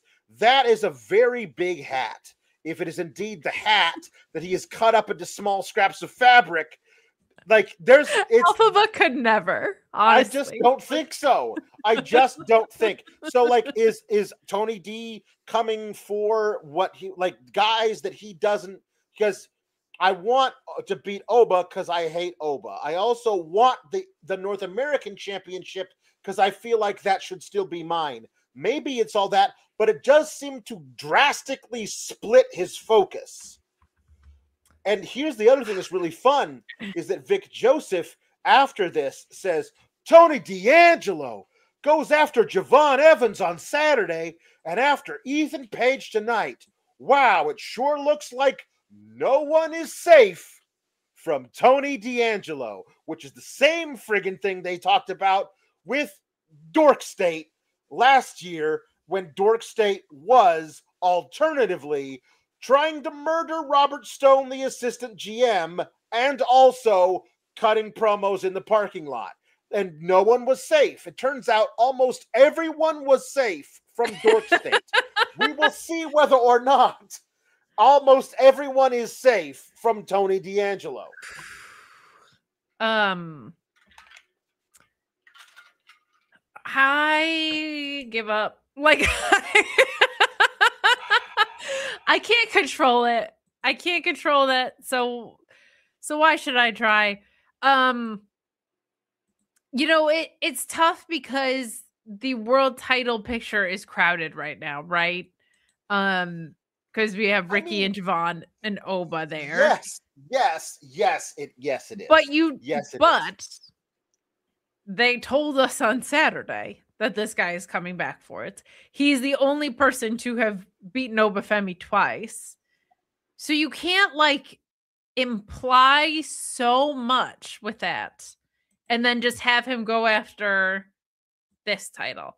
Now, there are some common threads in there, right? Like, who did he beat to win that title? Was Obafemi. So, I don't know. I don't normally, people will be like, let things play out. No, I need instant gratification and I need to know what's going on right now all the time, Alex. I have ADD and I need to know. So I don't want to let it play out, but it's hard to not trust things with Tony D because he's been so great through a lot of this. And even creatively, a lot of his creative has superseded some of the nonsense that has been going on the show for quite a bit. So I want to, but I don't know. Is he introducing a new faction? Is he a new part of the Vanity Project? What is going on? Is it gonna be him and Joe Hendry? And you say both their names and they appear. I would never wish that on you. But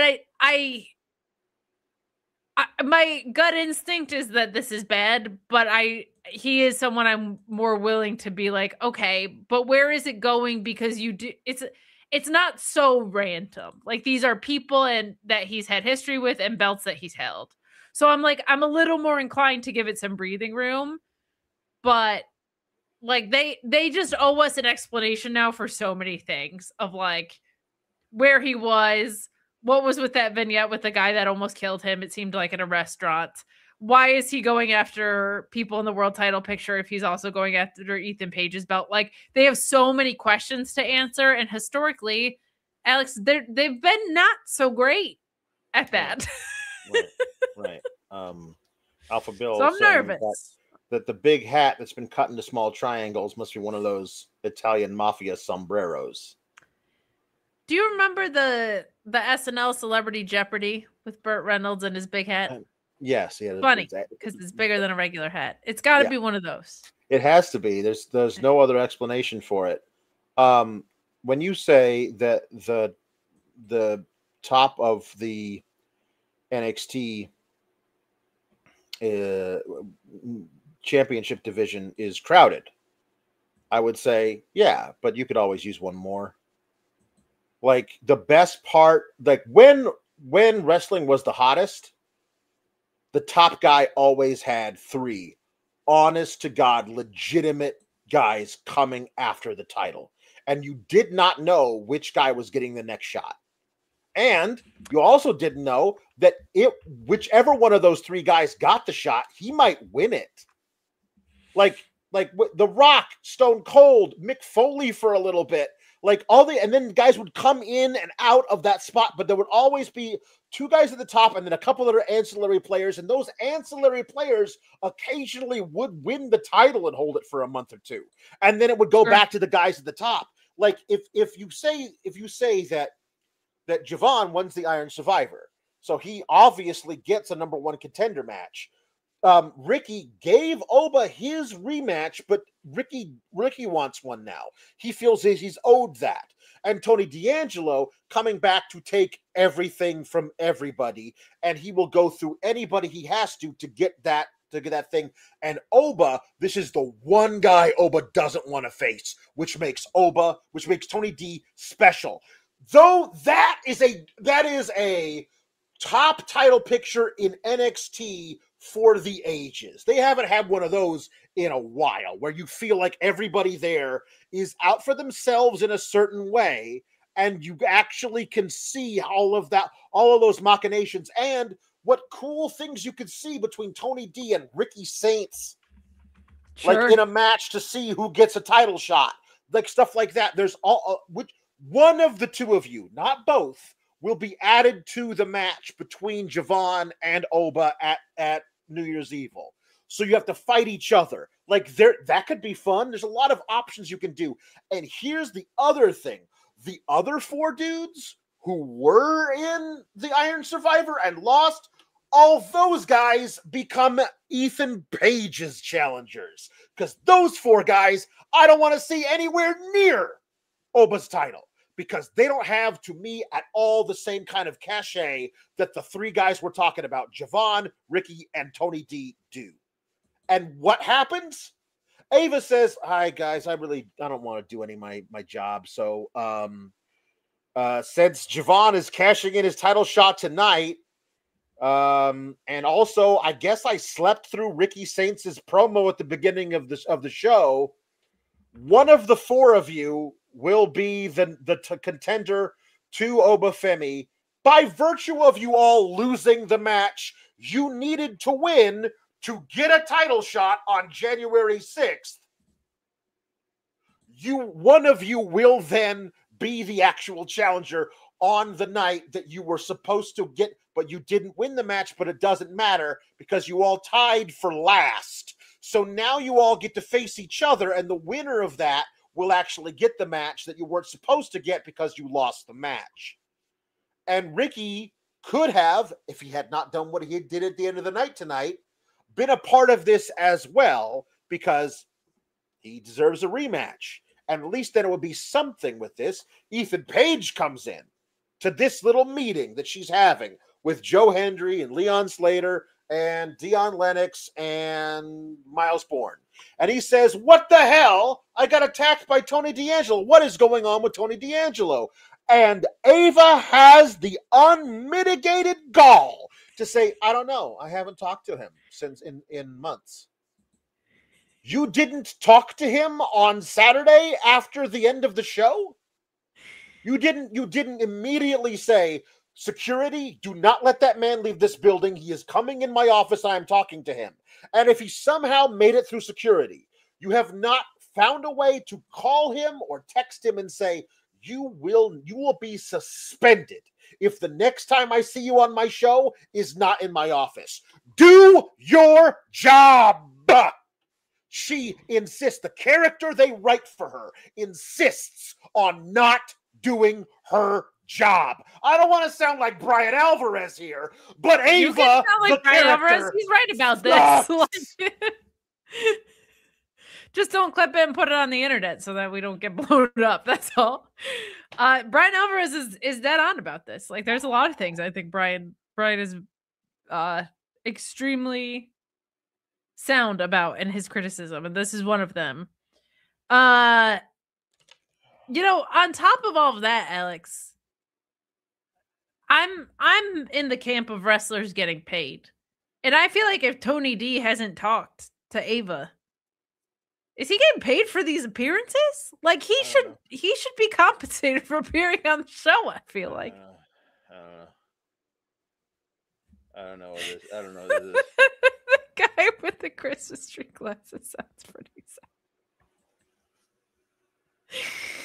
Oh man. So we've update now on the basement office and the brick wall. Brick wall's in place. Like we're good on everything.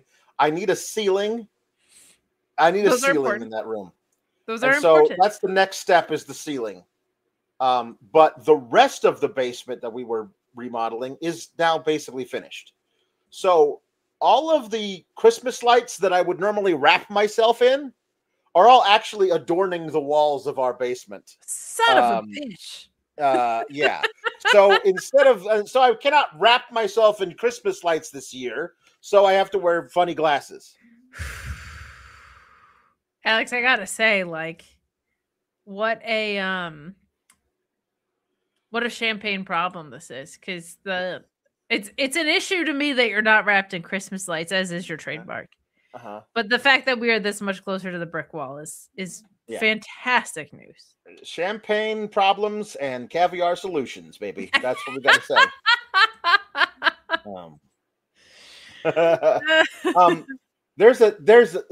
There's an empty space between rafters, but there's no ceiling. Like, the rafters are up there. You can see the underside of the floor of the main floor of the house. And you can see pipes that go to the dishwasher and stuff. And I don't want to see those. So I want to put something up that hides there should the be pipe. Like insulation and then that's things what I'm gonna put over do. that insulation. Yeah. Drop ceilings are so friggin' hard to install. So guess what I'm doing? I'm just I'm going to nail up some boards and then paint those boards. It's the best You should way paint to do them. It should be a mural of grapes.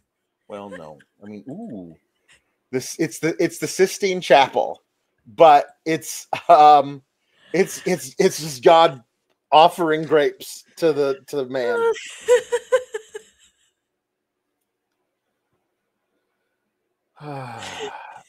You go well, no. Ooh.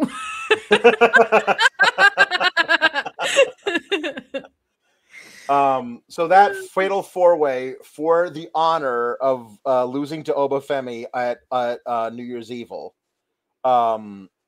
is next week. Joe Hendry probably wins that.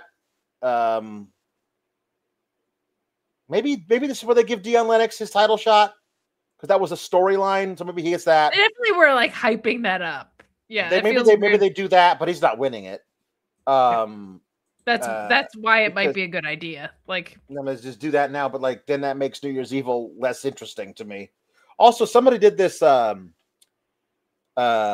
research. I forget who it was in the Discord, but they've never every year at deadline, the Iron Survivor winners are supposed to get title matches at New Year's Evil. Never have both winners gotten title matches at New Year's Evil.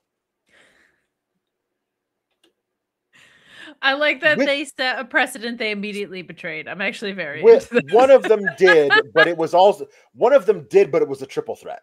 So it wasn't actually the thing that they were supposed to get. They were supposed to win the Iron Survivor and get a one-on-one title match. They didn't get that. So one or the other. Roxanne won the thing. She got her thing beforehand. And then one of them the next year or whatever. And then last year it was Oba winning the triple threat. It's funny. Ridiculous. I appreciate their commitment to inconsistency. Mm-hmm. Sol Ruka had her match with Ren Sinclair. Kendall Gray was at ringside, and also Zarya was in the stands watching the match. This seemed very fast, very quick match, and Sol won with the Soul Snatcher. She wasn't wearing the brace, so on Saturday she had her knee wrecked over and over and over again by all of her opponents. On Tuesday, fine. She's fine. Not even have to wear a brace. She's fine. So she won the match, beating Ren Sinclair very handily. She might wind up having a really strong 2026, but they are having her have a very weak end of 2025. She is limping into 2026. Yeah. But then afterwards, Zarya was going to go down to ringside and like congratulate Sol, but she thought better of it. She's like, no, I probably shouldn't. And then she leaves. And then Sol sees that she does that and then runs after her. Like, oh, no, wait, come back. And she meets her. She finds her in the parking lot and she goes, hey, what's up? What was that all about? Oh, I thought I would come and, give you support, whatever, but you probably don't want me there. No, I did. It would really been a lot that you were there. It did? Yeah, I know we haven't had our talk yet. I mean, we said we would have a talk over FaceTime on Saturday, and it's now Tuesday, and we both live in the same city. So it's weird how we haven't talked yet. But anyway, we're talking now, and friends. Like they do this thing. I've never had a friend like you before. I've never had a friend like you before. Hugs. Let's go get some sweet treats, says Sol, and she skips off through the parking lot, and Zarya goes, nah, and she follows her. So we did all of that for them to be best friends again? Or we did all of that to do this really lazy bad swerve, and then because Sol says, hey, Zarya, I would love to have you in my corner when I face Bayley on Saturday night's main event. So after all of that, you did a lazy swerve tonight, and you're going to finally pay off this whole, eventually one of them's going to turn on the other one storyline, not on an episode of NXT? Are they actually going to do it at Saturday night's main event? I think so. Wow. That sounds weird. Alex, I'm just concerned because I feel like they're really rushing this. I think you may be right. This is all just developing way too fast. Like, remember that one episode after Tony D lost his first match to Oba, and in that one episode he decided he admitted that he was scared, and then he was talked into like, no, I can't do it, and they did a whole montage about him training, and then he was cured and ready to have it. It's basically like that. Pretty much. I mean, this has been going on for what, like It feels like 48 hours. Like Yeah. it just the time jump is too much. Yeah. They were dragging this out for so long, and then things finally started to happen, and now it's still being dragged out. I don't understand. Yeah. I just don't understand. Like, what is it that we are waiting for? Like I don't mean that like from a storyline point. I mean that from the perspective of like, what are we waiting for? Are we dragging this to stand and deliver? Like, I don't know what we're waiting for in that sense. Unless there's like, I always wonder with this stuff, like, are they being cute on the main roster about like, well, we might want Soul for Royal Rumble or what? You know what I mean? Like, if there's any of that bullshit going on, and they're like, I guess our whole story's on pause until then. But I just, Alex, I don't know. So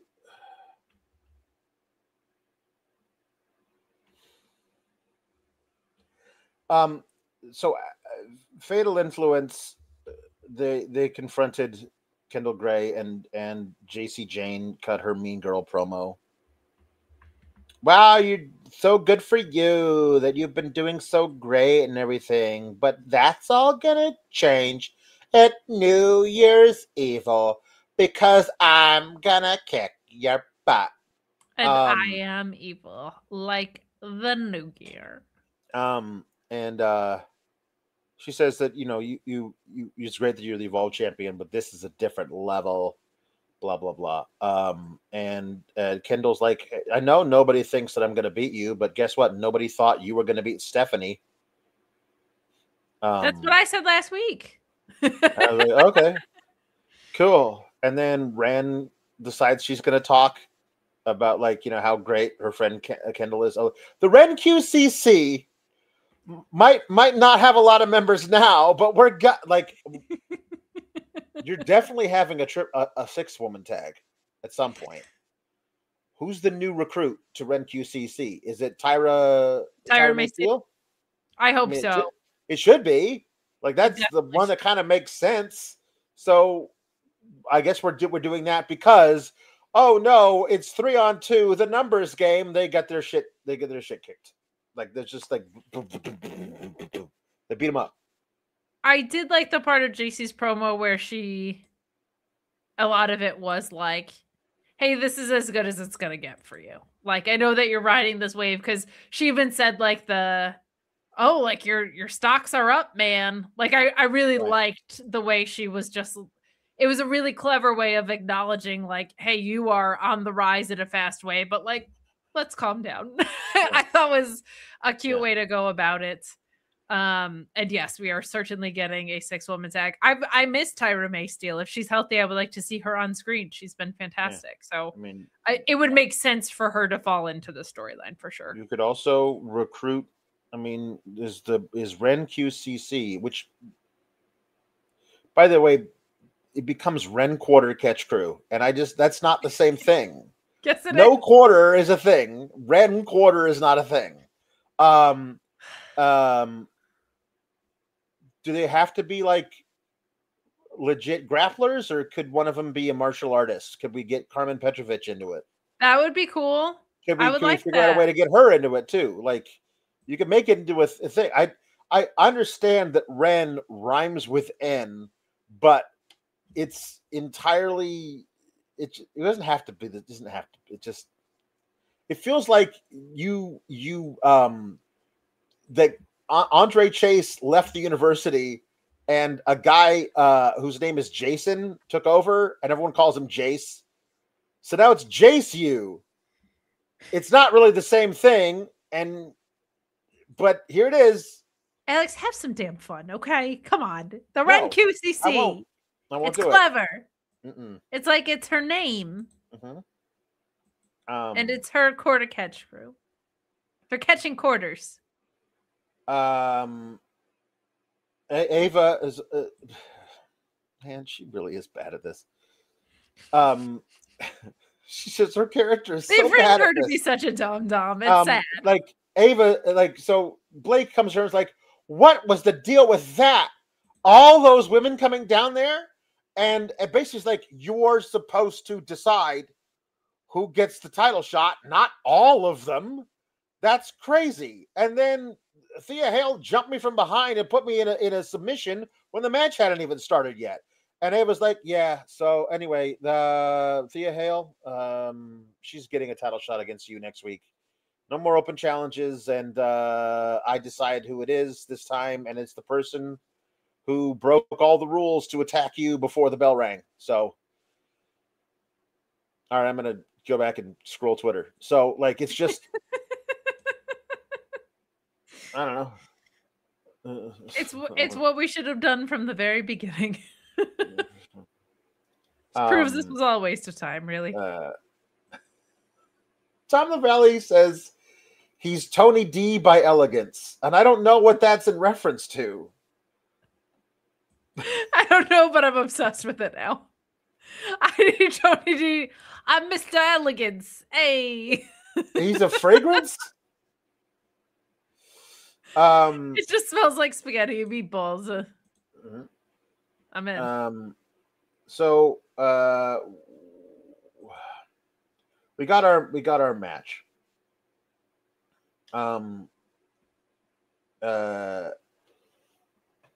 Femi and Javon Evans. What's great about this is you watch it and you can actively see how much these two absolutely love wrestling each other. 1,000,000%. I had the exact same reaction. Like, you watch them and they're having so much fun trading fun sells for stuff. Yeah. Like this is Javon just being everywhere, and Oba can't get a bead on him, and then he does.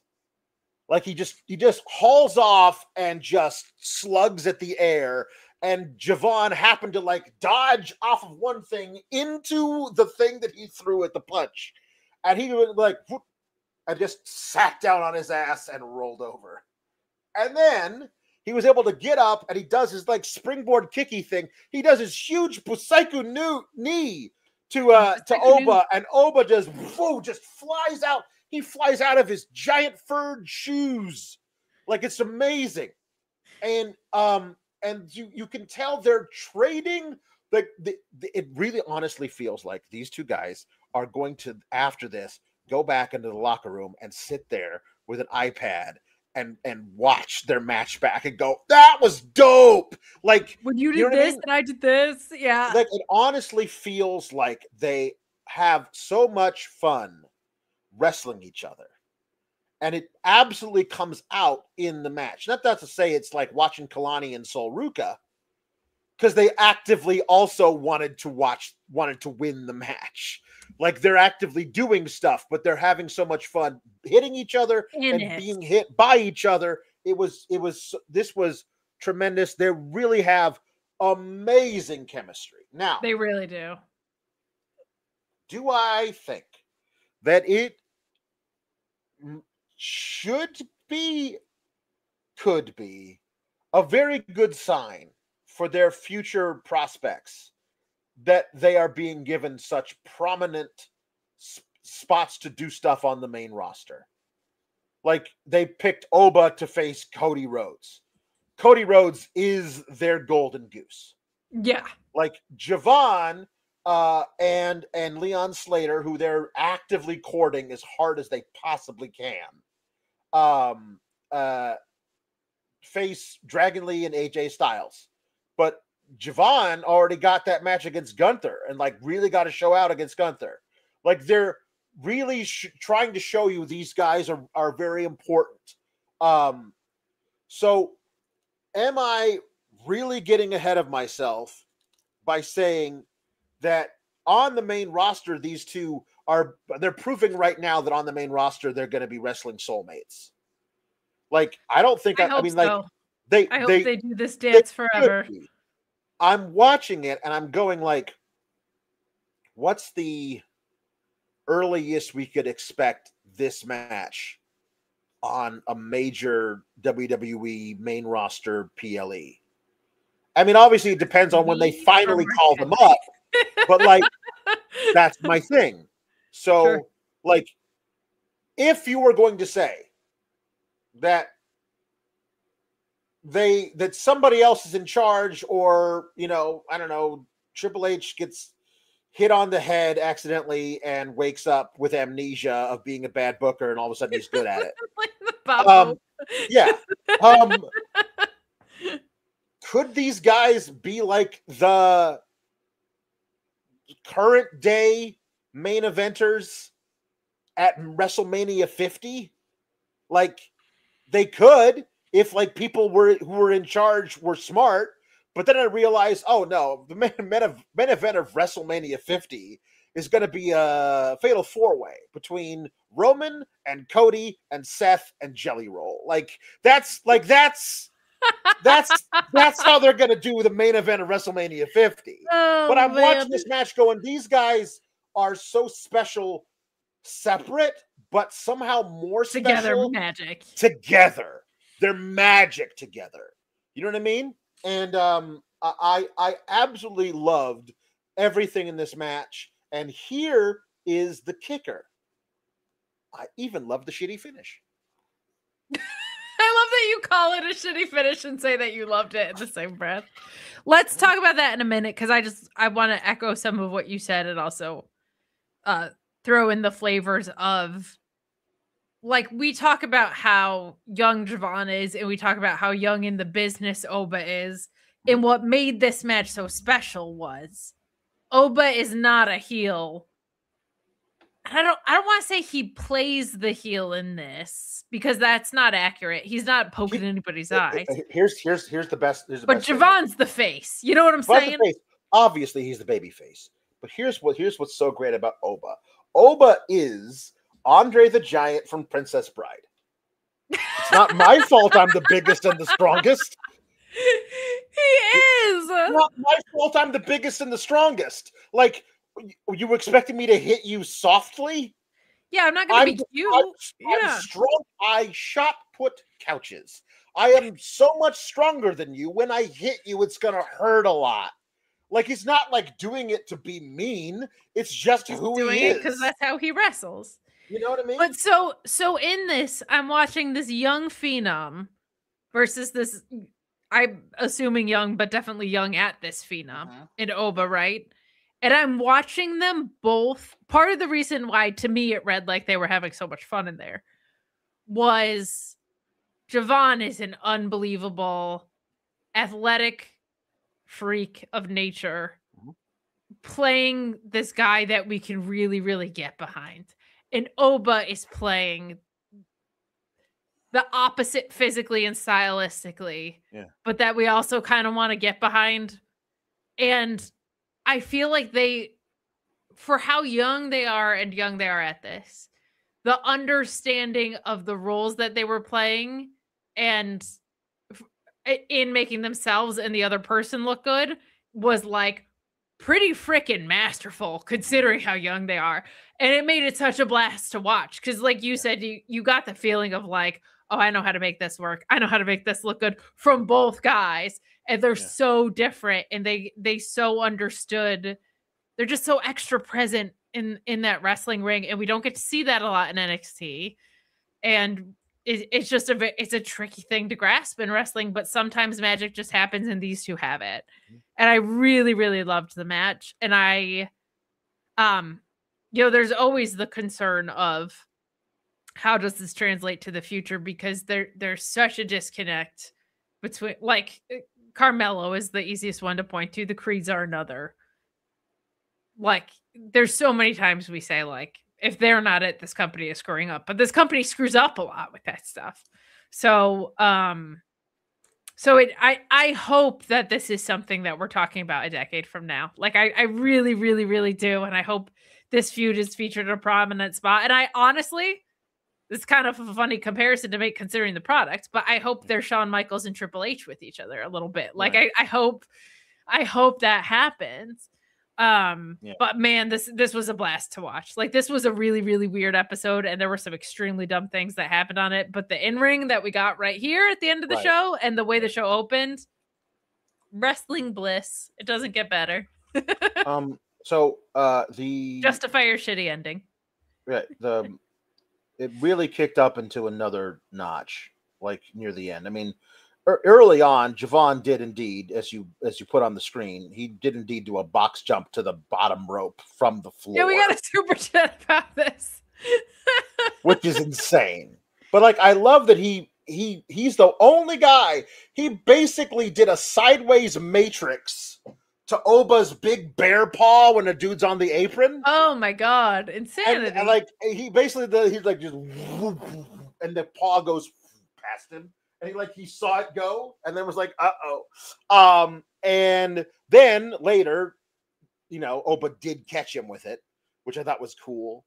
But like, all this springboard stuff that he does, he's catching him with giant cutters. And there was amazing what Javon does this counter into a waist lock and then a German suplex. And then Oba does like fighting strong style, like, yeah, and he runs directly into a giant cutter. And then there was the thing where he hit a big cutter on him or something, put down Oba, and then he does the thing that he does where he does like the jump, like in like his shoulder blades and his trapezius bounce into the top rope, and then he spins around into his little kick that he does, Javon Evans does, and Oba, from basically being on all fours, just has springs somehow in his legs and just goes into a flying European uppercut that would make Claudio blush. Yeah. Like, it was really cool. He decapitated Javon Evans on that. But Javon Evans gets out of it and ends up hitting another huge cutter. And he goes for the pin, and the referee gets pulled out. Now, this is where I'm really angry at them for doing Tony D attacking Ethan Page in this. Because if Tony D doesn't attack Ethan Page during this episode, when the ref gets pulled out, and you don't see who pulls him out in the top. Great camera work, by the way, in this moment. To not have any indication who it is. We don't see who it is until Javon turns around and sees it first. Yeah. That's really good camera work. When the ref got pulled out, if I did not know that now Tony D's probably coming after Ethan Page for some reason, I would have thought it was Tony D. Sure. And so Javon turns around, sees who it is, and his face is surprised. Not in the way that, like, oh, if it's Tony D, you would know it was, but it's not Tony D. It's obviously not Tony V. And then he turns, and it's Ricky Saints. He didn't touch Javon Evans. He just pulled the referee out. He was like, I can't have you becoming world champ before I get another shot at Oba. And yes, is it a heel turn? Sure. But is it entirely justified in his mind? I'll never know if me beating Oba in September was a fluke. Unless I have another shot at Oba while he's champ. And the only reason he was cool with Javon using his New Year's Evil title shot tonight was because he knew Javon was going to lose. And once Javon gives up that title shot, I don't have to worry about the kid anymore. Now I'll have Oba all to myself. Because I need to know if that was just a fluke when I beat him the first time. And I need to know with a title on the line or it won't count. So he has to do something. He doesn't come in and attack Javon Evans with a chair. He just pulls the ref out. And he stands there, and you can tell he's conflicted about it while he's standing there. Now, Javon ends up doing a suicide dive to him, knocking him out, but he didn't do anything to Javon. He just pulled out the ref, and then Jovon attacked him. Jovon gets back in, and all of a sudden now Oba's recovered. Oba's able to do all of his stuff. Big couch toss, hit him in the corner, huge power bomb. Yeah. And pins him, and then he gets out of the ring, and he looks at Ricky like, really? I didn't think you had that in you. Kind of a look at him. Didn't peg you for and that Ricky, kind of guy. And Ricky looked at him like, you know how it is. And then it's just Jovon realizing what's happened, looking past him, another great camera shot, looking past him in the foreground to Ricky still standing there in the background. And this is probably really good for the long-term health of all of this. If you go into this match knowing there's zero chance Jovon wins, you got to figure out a way to protect him in the loss. Yes. Big time. If you really think that Jovon has a prayer, and I truly hope that he does, in getting another title shot at Oba down the line, he can't have lost to Oba clean here. Like, that's just not how they book stuff. So, Ricky asserting himself here allows Jovon to have lost this. Oba to move on and beat Dion Lennox at New Year's Evil, and then probably somebody else at Vengeance Day, while Ricky and Jovon have their feud. And if that concludes around early March, let's say Roadblock or whatever, you can easily figure out a way, when Jovon puts Ricky in his rear view, you can easily figure out a way for Jovon to then get the stand and deliver title shot with Oba, where he should beat Oba Femi, because he had him this time. The last times he fought Oba was never in any real danger. This time Oba was. It's exactly what I've been talking about, where every time he faces Oba, you get closer and closer and closer and closer. This time, you don't get much closer than this. And I love also Oba being like, all right, Ricky, I see who you are now. Like, there's that moment where, like, that is something that Oba does not respect. I really liked that part of it a lot. You know what I mean? I think Oba respects Ricky Saints up until what he did to Jovon Evans. Because Oba has shown, when Oba loses, I lost. I am better than you, but I lost tonight. If Oba had lost to Jovon Evans, Oba would just say, I want another match and I'll beat you next time. But now, look at Ricky. Look at Ricky deciding the fates of people. That's what the ruler is for. The ruler decides fates. It's so tough because, like, in a vacuum, this is great. Ricky, I like better as a heel. He's been doing really well as a face, honestly. I like him better as a heel. Oba, I loved his storytelling and all of this. And Jovon does need to be protected in losses like this. We get so many of these fucking finishes in WWE. And honestly, NXT is the cleanest booked product in the world and somehow also is not. Like, when they do weird shit, they do the weirdest shit. But they do it less often than the main roster because we see it in the main event most weeks on SmackDown or Raw. Yeah. So I'm just exhausted by it. And the other thing is, and maybe we'll see what they do with Tony D next week. But, like, I would have liked this so much more if Tony D didn't return last week for this. Like, unless he's going to worm his way back into the picture or whatever. But, like, this without Tony D's return last week, as of today, as of 12:35 a.m. Eastern on December 10th. Like, it makes it's such a cleaner, better thing. Maybe there's a way bigger thing afoot than I know.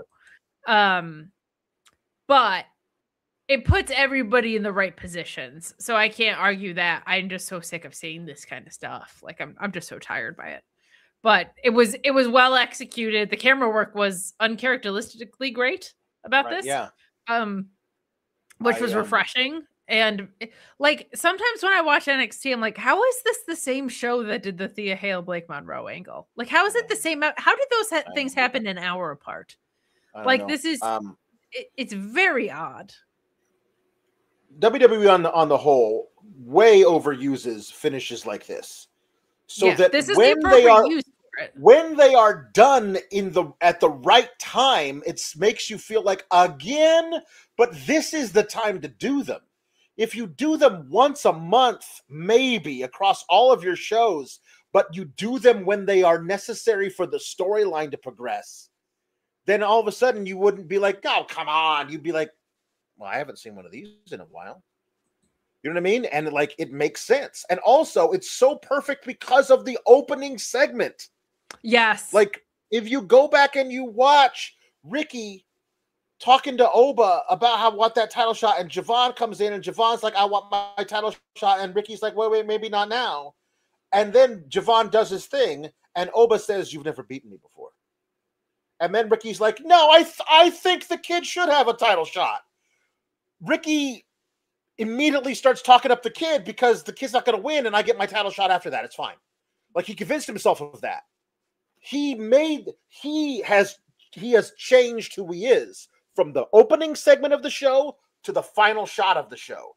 Like that is character progression with something happens. When something happens, something should happen all the time. But something happens so rarely that it becomes a special thing. Something that makes this much sense happens so rarely, like genuinely. Jim Duker says Oba is the ruler, nothing else matters. And Ryan, he's amazing. Says, he really is amazing. Always felt Evans finally figures Oba out at Stand and Deliver, but pushing up the match, maybe it's a main roster call up now. He's got to do the thing with Ricky. You don't do this with Ricky and not have the feud with Ricky. And listen, they call up people at very odd times when they're in the middle of doing stuff. And so maybe they do call him up, but Javon having a feud with Ricky and then getting free of Ricky and then winning the title from Oba.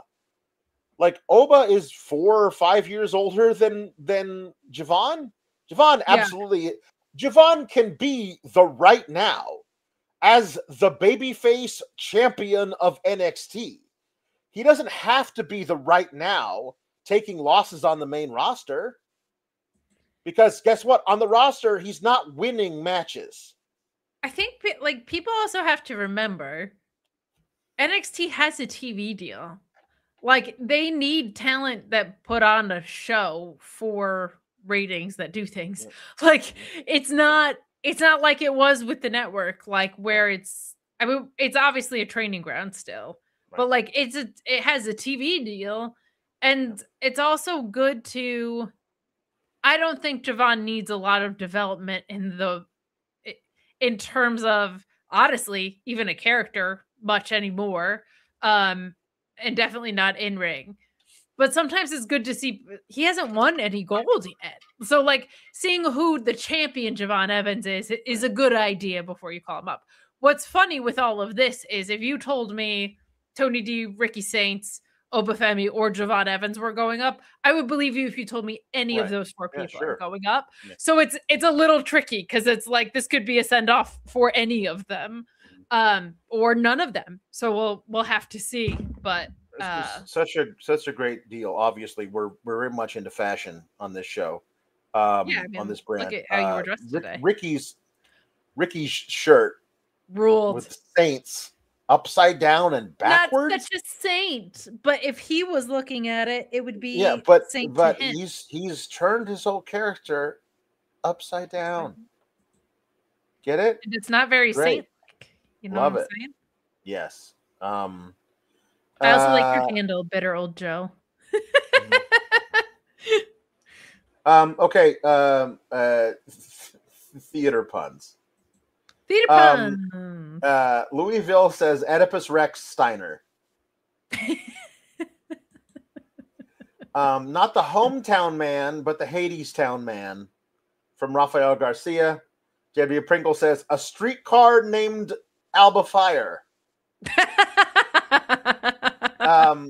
Lieutenant Photos, not Rogers and Hammerstein, but Rogers and Hammerlocks. Very nice. Actually, you can do the Rodgers and Hammerstein because that's where a lot of wrestling has taken place. Tom LaValle says Sunset Flip Boulevard. And also, this one you're going to like a lot. Bye-bye, Birdie Danielson.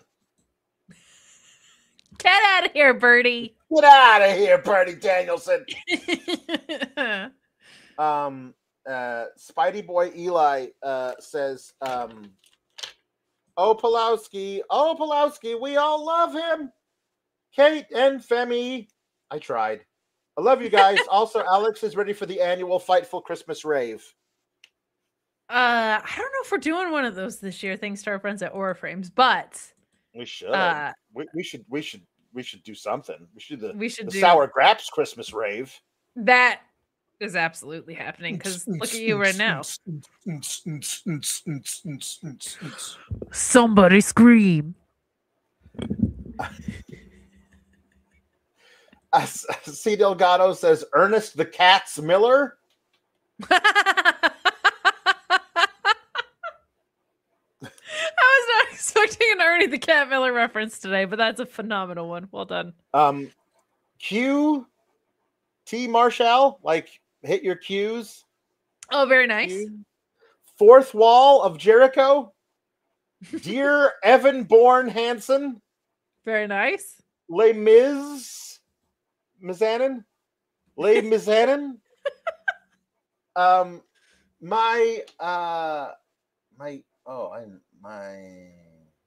My F's. What is that supposed to be? It says FSIR. My Fasir. My Fair Lady. My Fair Lady Frost. Very nice. There we go. Miss Saigon Elizabeth. Thank you. C. Delgado also says Eddie the Lion Kingston. Very and nice. Mean 42nd Street Posse. Tom LaValle says, Dear Duck Hansen. Dear Evan Hansen, Dear Duck Hansen. And also Mean 42nd Street. No, I know it. Oh, next to normal becomes next to Norman Smiley. Very nice. Jeremy Pringle says, Dude Lovett's Meat Pies. Spidey Boy says, El Phantasmo of the Opera, The Rocky Horror Big Show, Wes Lee Side Story, and Moulin Rouge. Moulin Rouge!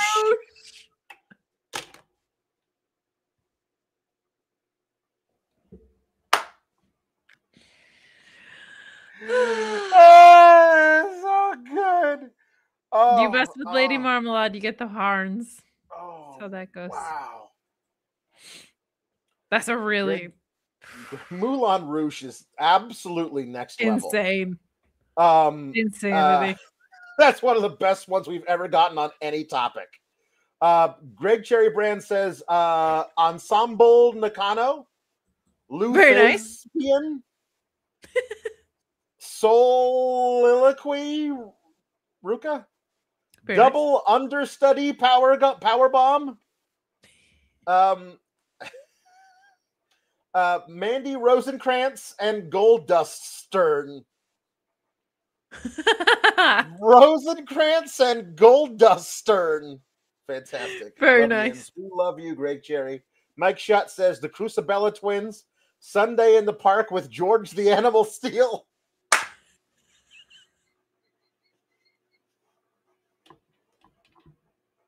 I'm just picturing him as George. In Sunday in the Park with George.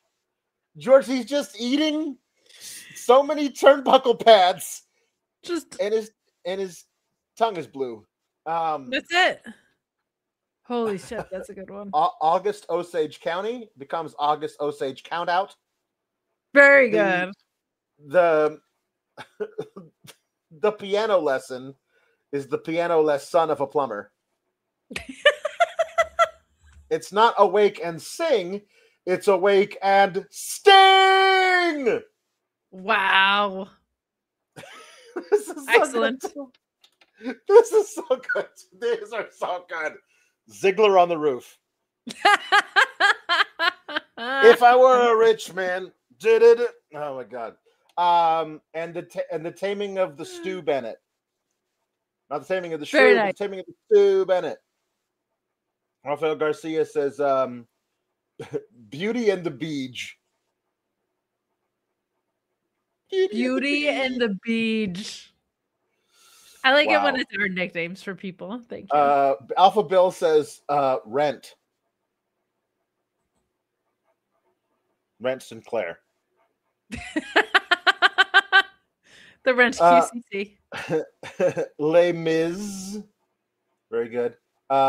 Miss Zane Gone. Sammy Zane Gone. And not Cabaret, but Cabaret. It looks a lot better when you read it. That's a fun one. That's a really fun one. I like that one. To Electric Mayhem. Cabaret doesn't have like the MC like doing provocative dances. It's just the MC is out there going, "I'm afraid I've got some bad news. Hitler's doing some really bad things, and it's not going to be good for any of you people soon." Electra Mayhem says, "Grapes of Babes of Wrath." Very good. And not thoroughly modern Millie, but thoroughly modern Mordos. And again, so many of these things, now I'm picturing the wrestler in it. And Mordos should be in all of them. He should be. He should be in all of those. Silver Apocalypse says, "Libation Pallbearers, the Phantom of the Ops, the Moulin Rougeau brothers." Wow. Guys and Lily Dolls, the King of Kings and I. The King of Kings and I. Behold, the King of Kings and I. Tom LaValle says, not Colt Cabana, but Colt Cabaret. And not Megan Bain, but Megan Mame. Meet Norma says, "Top Guys and Dolls out. Les Miserables Van Damme." Miserable Van Damme is so good. Scott Curtain Call, the Hamilton and Egger, Broadway Samoa Joe,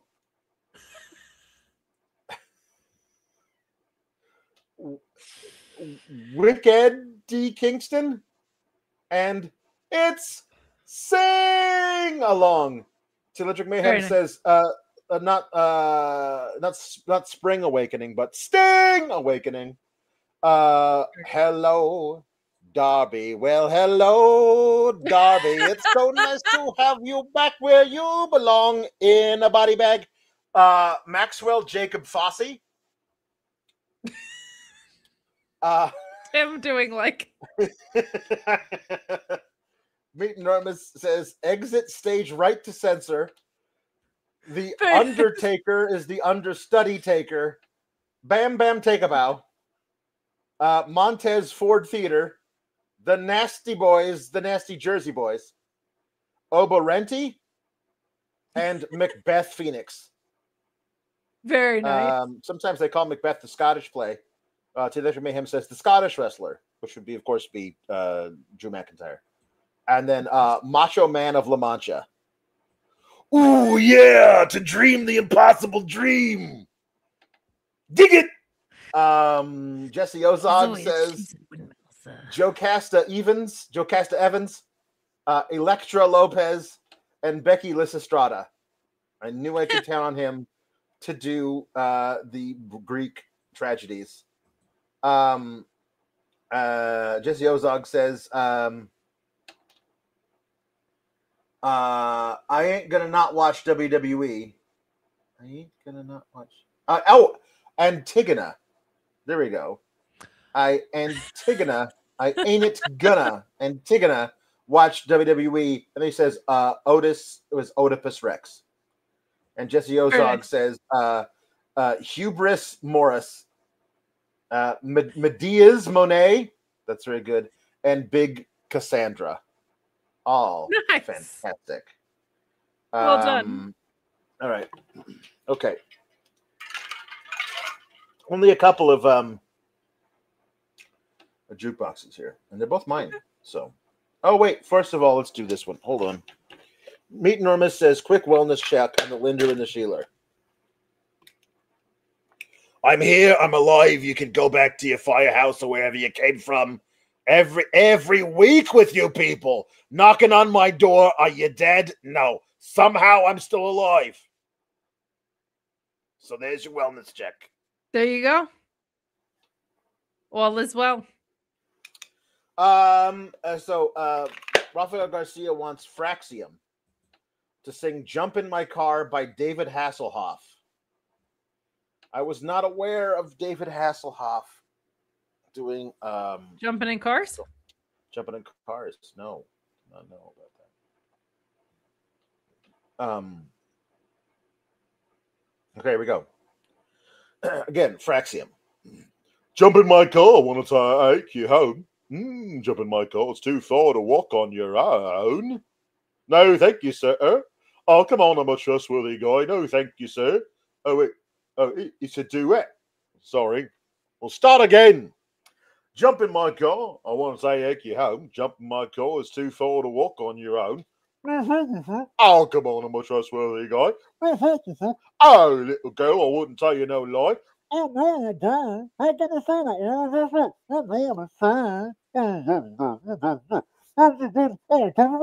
And look, it's starting to rain, and baby, you'll catch your death. Oh, come on, it costs nothing to try. There you go. That's beautiful.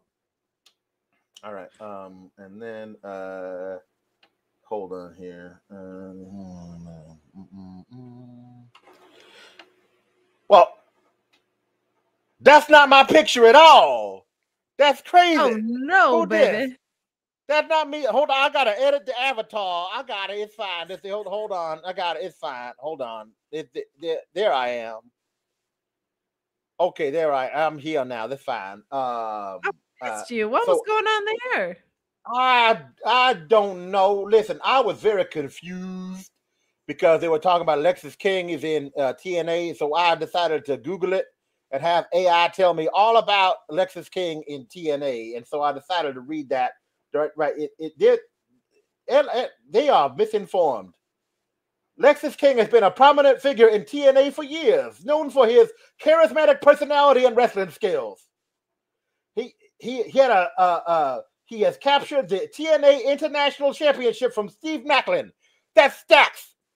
Stax did that, not Lexus King. Not even close. AI, in honor of both Soul and Zarya having never had a friend like them before. You never had a friend like me, as sung by the genie. That's me. Mr. Aladdin, sir, what will your pleasure be? Let me take your order. Jot it down. You ain't never had a friend like me. Life is your restaurant, and I'm your maitre d'. Come on, whisper what it is you want. You ain't never had a friend like me. You ain't never had a friend like me. That's it. That's all. I feel like if you were a character in Disney, you would be the genie. Like that feels very. That's probably true. I am granting wishes all the time. It is true. All the time. People fall on hard times, and then what happens? They ask for 3 wishes. There you are. That's true. All right. Well. All right. We'll see you later. Merry Christmas, y'all. Merry Christmas, y'all. Oh, hello, Ricky. So, somebody wanted me to. Who wouldn't? Sing, I believe, from Book of Mormon. Ever since I was a child, I tried to be the best, so what happened? My family and friends all said I was blessed, so what happened? It was supposed to be all so exciting to be teaching of Christ cross the sea, but I allowed my faith to be shaken. Oh, what's the matter with me? I've always longed to help the needy, to do the things I never dared. This was the time for me to step up, so then why was I so scared? A warlord who shoots people in the face. What's so scary about that? I must trust that my Lord is mightier and always has my back. Now I must be completely devout. I can't even have one shred of doubt. I believe that the Lord God created the universe. I believe he sent his only son to die for my sins. And I believe that ancient Jews built boats and sailed to America. I am a Mormon, and a Mormon just believes. Thank you. I didn't know We you had were a some. Mormon, Ricky. No, it's just from the song. Oh, okay. Uh, we have 3 late additions to the theatre puns.